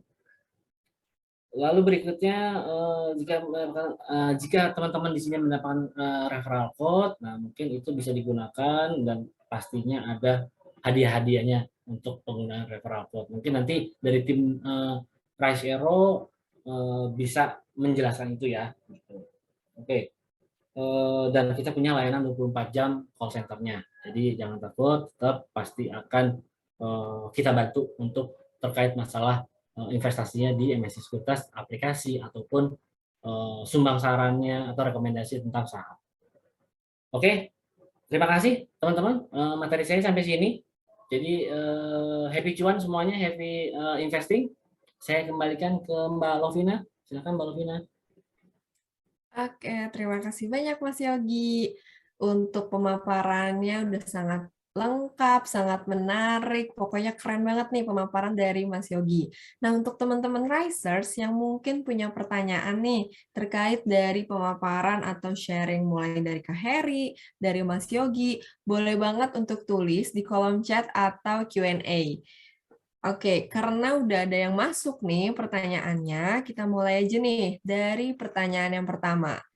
Itu ada menurut Mas Yogi atau mungkin Kak Heri, untuk pemula yang punya modal tidak banyak, itu lebih baik untuk beli saham atau reksadana aja, dan kenapa nih?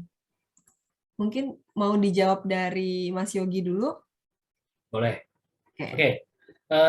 Tadi sih saya sudah mention ya, jadi kita memang untuk yang namanya nabung saham tidak membutuhkan dana yang banyak, cukup 100.000 startnya, kelipatan 100, 100, 200, 300 dan seterusnya, tinggal mengikuti harga sahamnya, gitu ya. Nah itu yang akan harus disisihkan setiap bulan, kita jadikan tabungan untuk di saham. Kalaupun reksadana, yang pastinya yang tadi saya bilang, dengan kita nabung di reksadana, tinggal kita pilih produknya, lalu nanti ada manajer investasi yang akan mengelola keuangan kita.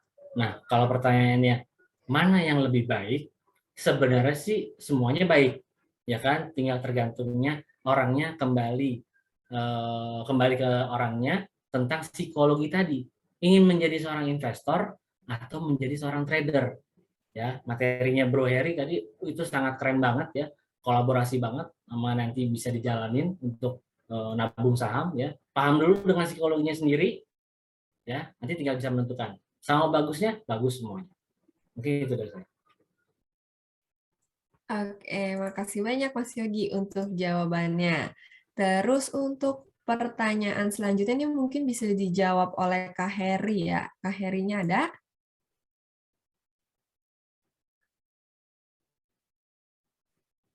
Halo Kak Heri. Halo, pertanyaan yang nomor 2 ya, yang tentang dividen. Aku bacain dulu kali ya. Untuk pertanyaan ini ada di kolom chat dari Anissa Fatia. Nanya kalau misalkan investasi itu kan jangka panjang nih Kak, sedangkan trading itu jangka pendek. Nah itu sebenarnya gimana cara kita untuk mengelola emosi supaya kan terkadang nih dalam periode tertentu saham bisa mengalami kerugian. Sedangkan kalau bermain saham jangka panjang itu gimana berarti cara ngelola emosinya? Kayak gitu, Kak. Kira-kira bisa dimengerti nggak pertanyaannya, Kak?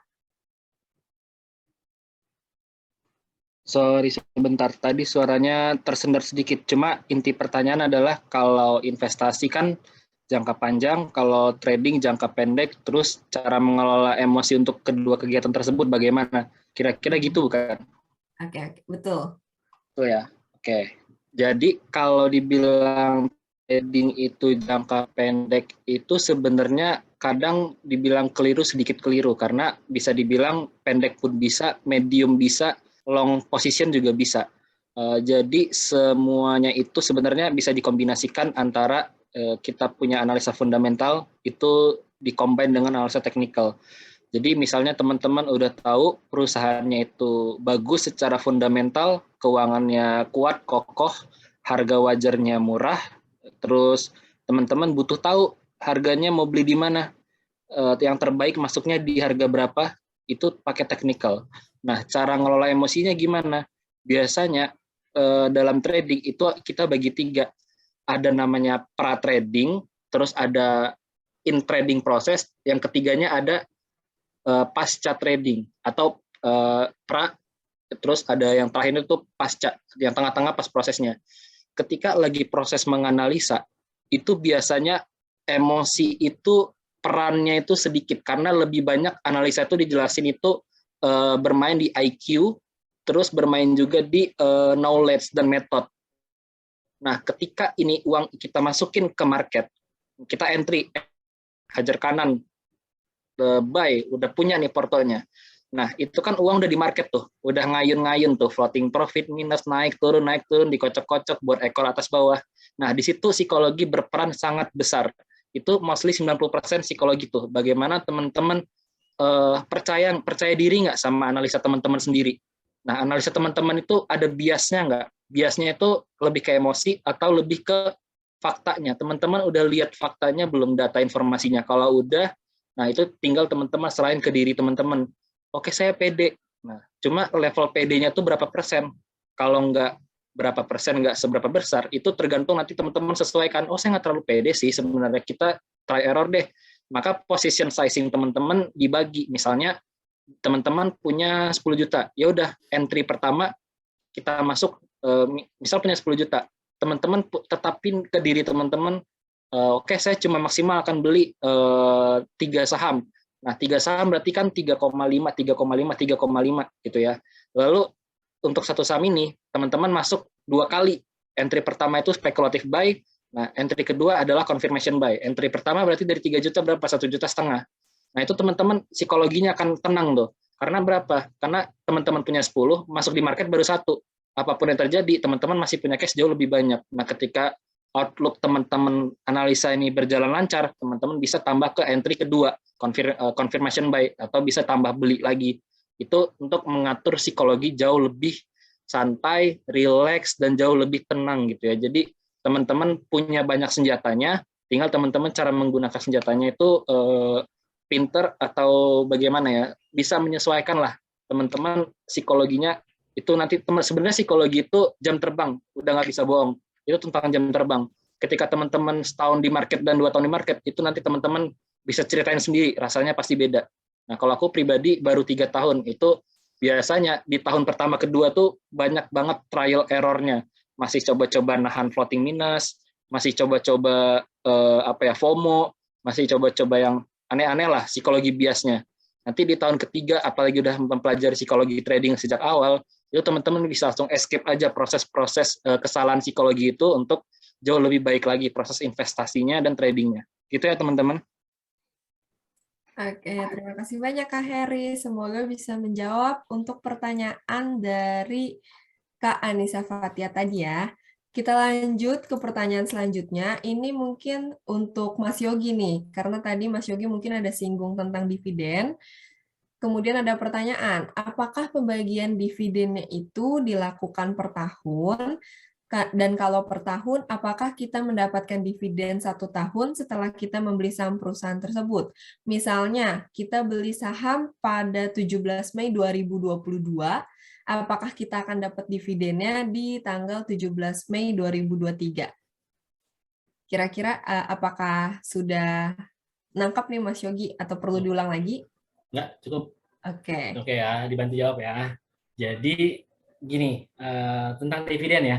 Nah, dividen itu sendiri sebenarnya mutlak yang punya adalah perusahaan itu.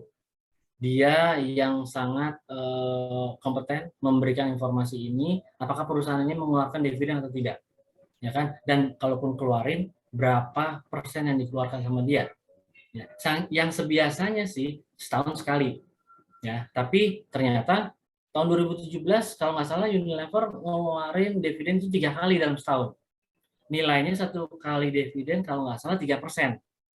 Jadi kalau dalam setahun aja kita udah punya keuntungan 9% dari dividen. Karena apa? Dividen ini saya bilang uang jatuh dari langit ya. Karena kita punya sahamnya, kita dapat uang jatuh dari langit, kebagian dividennya, gitu ya. Nah, lalu kalaupun hanya dikeluarkan 1 kali dalam setahun, kalau memang kita masih ada pegang sahamnya, otomatis pastinya kita akan kebagian dividennya, gitu ya. Nah, ada cara, ya, ada cara dalam kita, saya mau dividennya perusahaan A nih, gitu. Dapat informasi bahwa perusahaan A mau ngeluarin dividen, ya kan? Misalnya Mei. Nah, di dalam dividen itu ternyata ada jadwalnya. Jadi perusahaan itu mengeluarkan jadwal untuk berjalannya dividen itu sampai dengan distribusinya.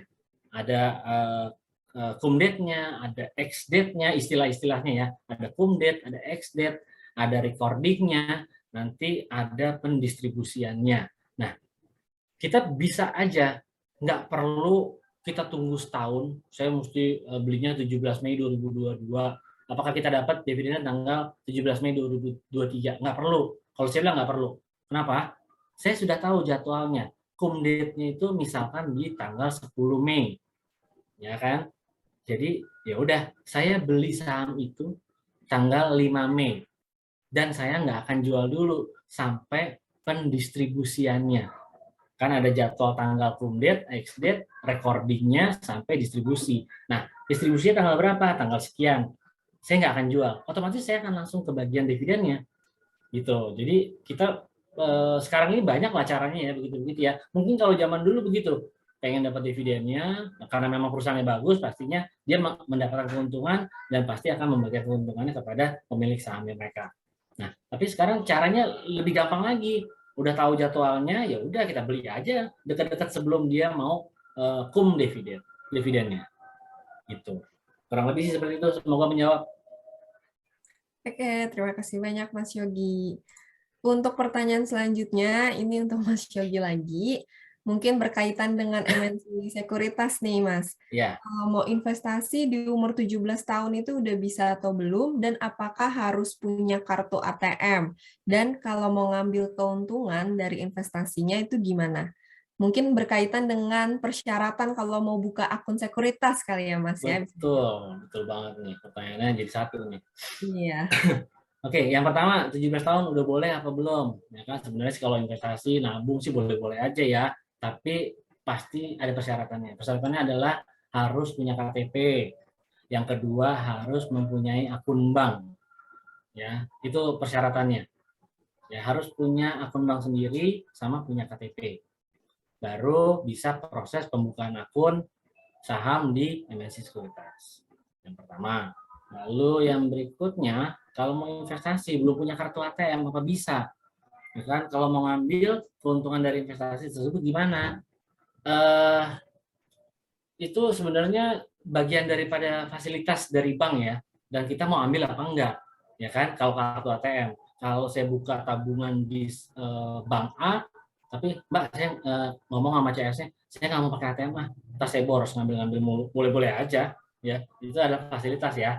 Tapi yang pasti punya akun bank atas nama sendiri. Terus kalau mau ngambil keuntungannya gimana? Dari aplikasi Motion Trade, jadi nanti kita akan bikinkan yang namanya rekening RDN, rekening dana nasabah. Itu kita pisahkan antara rekening pribadi sama rekening saham. Jadi aktivitas yang menyangkut dengan jual beli atau investasi di saham, semua pooling ke rekening RDN dulu. Penarikannya gimana? Secara online melalui aplikasi sudah bisa dilakukan. Jangka waktunya T+1 atau H+1 akan masuk ke rekening pribadi. Semoga menjawab. Oke, terima kasih banyak Mas Yogi untuk jawabannya dan Kak Heri juga. Mungkin untuk saat ini webinarnya bisa kita akan selesaikan dulu. Apabila dari Risers nih mungkin punya pertanyaan lebih lanjut mengenai investasi saham, itu bisa juga tanya di sosial media Rise Arrow, atau kalau misalkan punya pertanyaan juga mengenai investasi saham, caranya gimana, dan kalau mau buka akun sekuritas, boleh banget cek ke MNC Sekuritas. Untuk Instagramnya ada di @MNC-sekuritas, atau bisa juga ke kontak Mas Yogi yang tadi udah ditampilin nih, ada nomor WhatsApp-nya, biar lebih enak ngobrol-ngobrolnya untuk buka akun sekuritas. Ya. Iya, mungkin dari Mas Yogi atau dari Kak Heri ada tambahan nih untuk yang terakhir. Bro Heri, ada tambahan? Halo, oke. Kalau aku mungkin sebagai pesan penutup ya untuk teman-teman semua, beberapa yang kata bilang bahwa investasi itu benar-benar membawa manfaat semua. Umurnya tuh masih muda. Jadi katanya 3 kelebihan sebenarnya. Pertama, umur masih muda. Kedua, kita tuh uangnya masih kecil, jadi kita masih bisa mencoba lebih, resikonya lebih minim. Yang ketiga, daya juang belajar kita tuh jauh lebih kuat karena kita waktunya lebih fleksibel. Jadi 3 kelebihan itu harusnya bisa jadi poin-poin kelebihan teman-teman untuk saat ini pelan-pelan memulai planning investasinya. Nanti berjalannya waktu, teman-teman lebih suka ke investasi secara jangka panjang atau nanti teman-teman investasi secara trading, itu teman-teman perjalanan waktu akan menemukan jati dirinya dengan semakin banyak teman-teman membaca knowledge-nya dan seberapa nyaman teman-teman menjalankan hal tersebut gitu ya. Itu aja sih teman-teman. Jadi untuk semuanya sehat selalu dan semangat selalu untuk belajarnya ya. Oke, makasih Kak Heri. Mungkin dari Mas Yogi? Dari saya sih apa ya, sedikit aja lah. Ya, yang pasti salam sehat buat semuanya. Karena kita masih ya kondisi pandemi mungkin sudah berkurang. Semoga kita bisa sehat. Karena kita sehat, kita bisa berinvestasi. Dan investasi, semoga happy cuan, happy investing. Itu aja. Oke, terima kasih banyak untuk Mas Yogi dan Kak Heri. Dan untuk tambahan yang terakhir, jangan lupa untuk pendaftaran RDN Sinarmas di MNC Sekuritas ini bisa menggunakan referral code nih. Kalau misalkan Risers daftar dan masukin referral code-nya, Risers bisa mendapatkan cashback senilai 50.000 yang akan masuk ke RDN. Dan kuotanya ini sangat terbatas ya teman-teman. Jadi jangan lupa selesai webinar ini mending langsung aja nih daftar dan masukin referral code-nya, karena kapan lagi bisa dapat cashback ketika kita mau investasi saham. Nah, untuk kodenya ini akan aku tulis juga di kolom chat, jadi untuk teman-teman bisa langsung cek aja nih di kolom chat, karena udah ditulisin sama host dari Rise Arrow. Oke, apabila sudah tidak ada pertanyaan lagi dari Mas Heri dan Mas Yogi juga udah tidak ada tambahan, mungkin untuk webinar hari ini bisa kita tutup saja. Dan selamat siang semuanya, terima kasih sudah join. Sampai jumpa di webinar-webinar selanjutnya. See you guys, thank you semuanya. Terima kasih semuanya, selamat siang. Selamat siang Mas Yogi, terima kasih banyak Mas Yogi.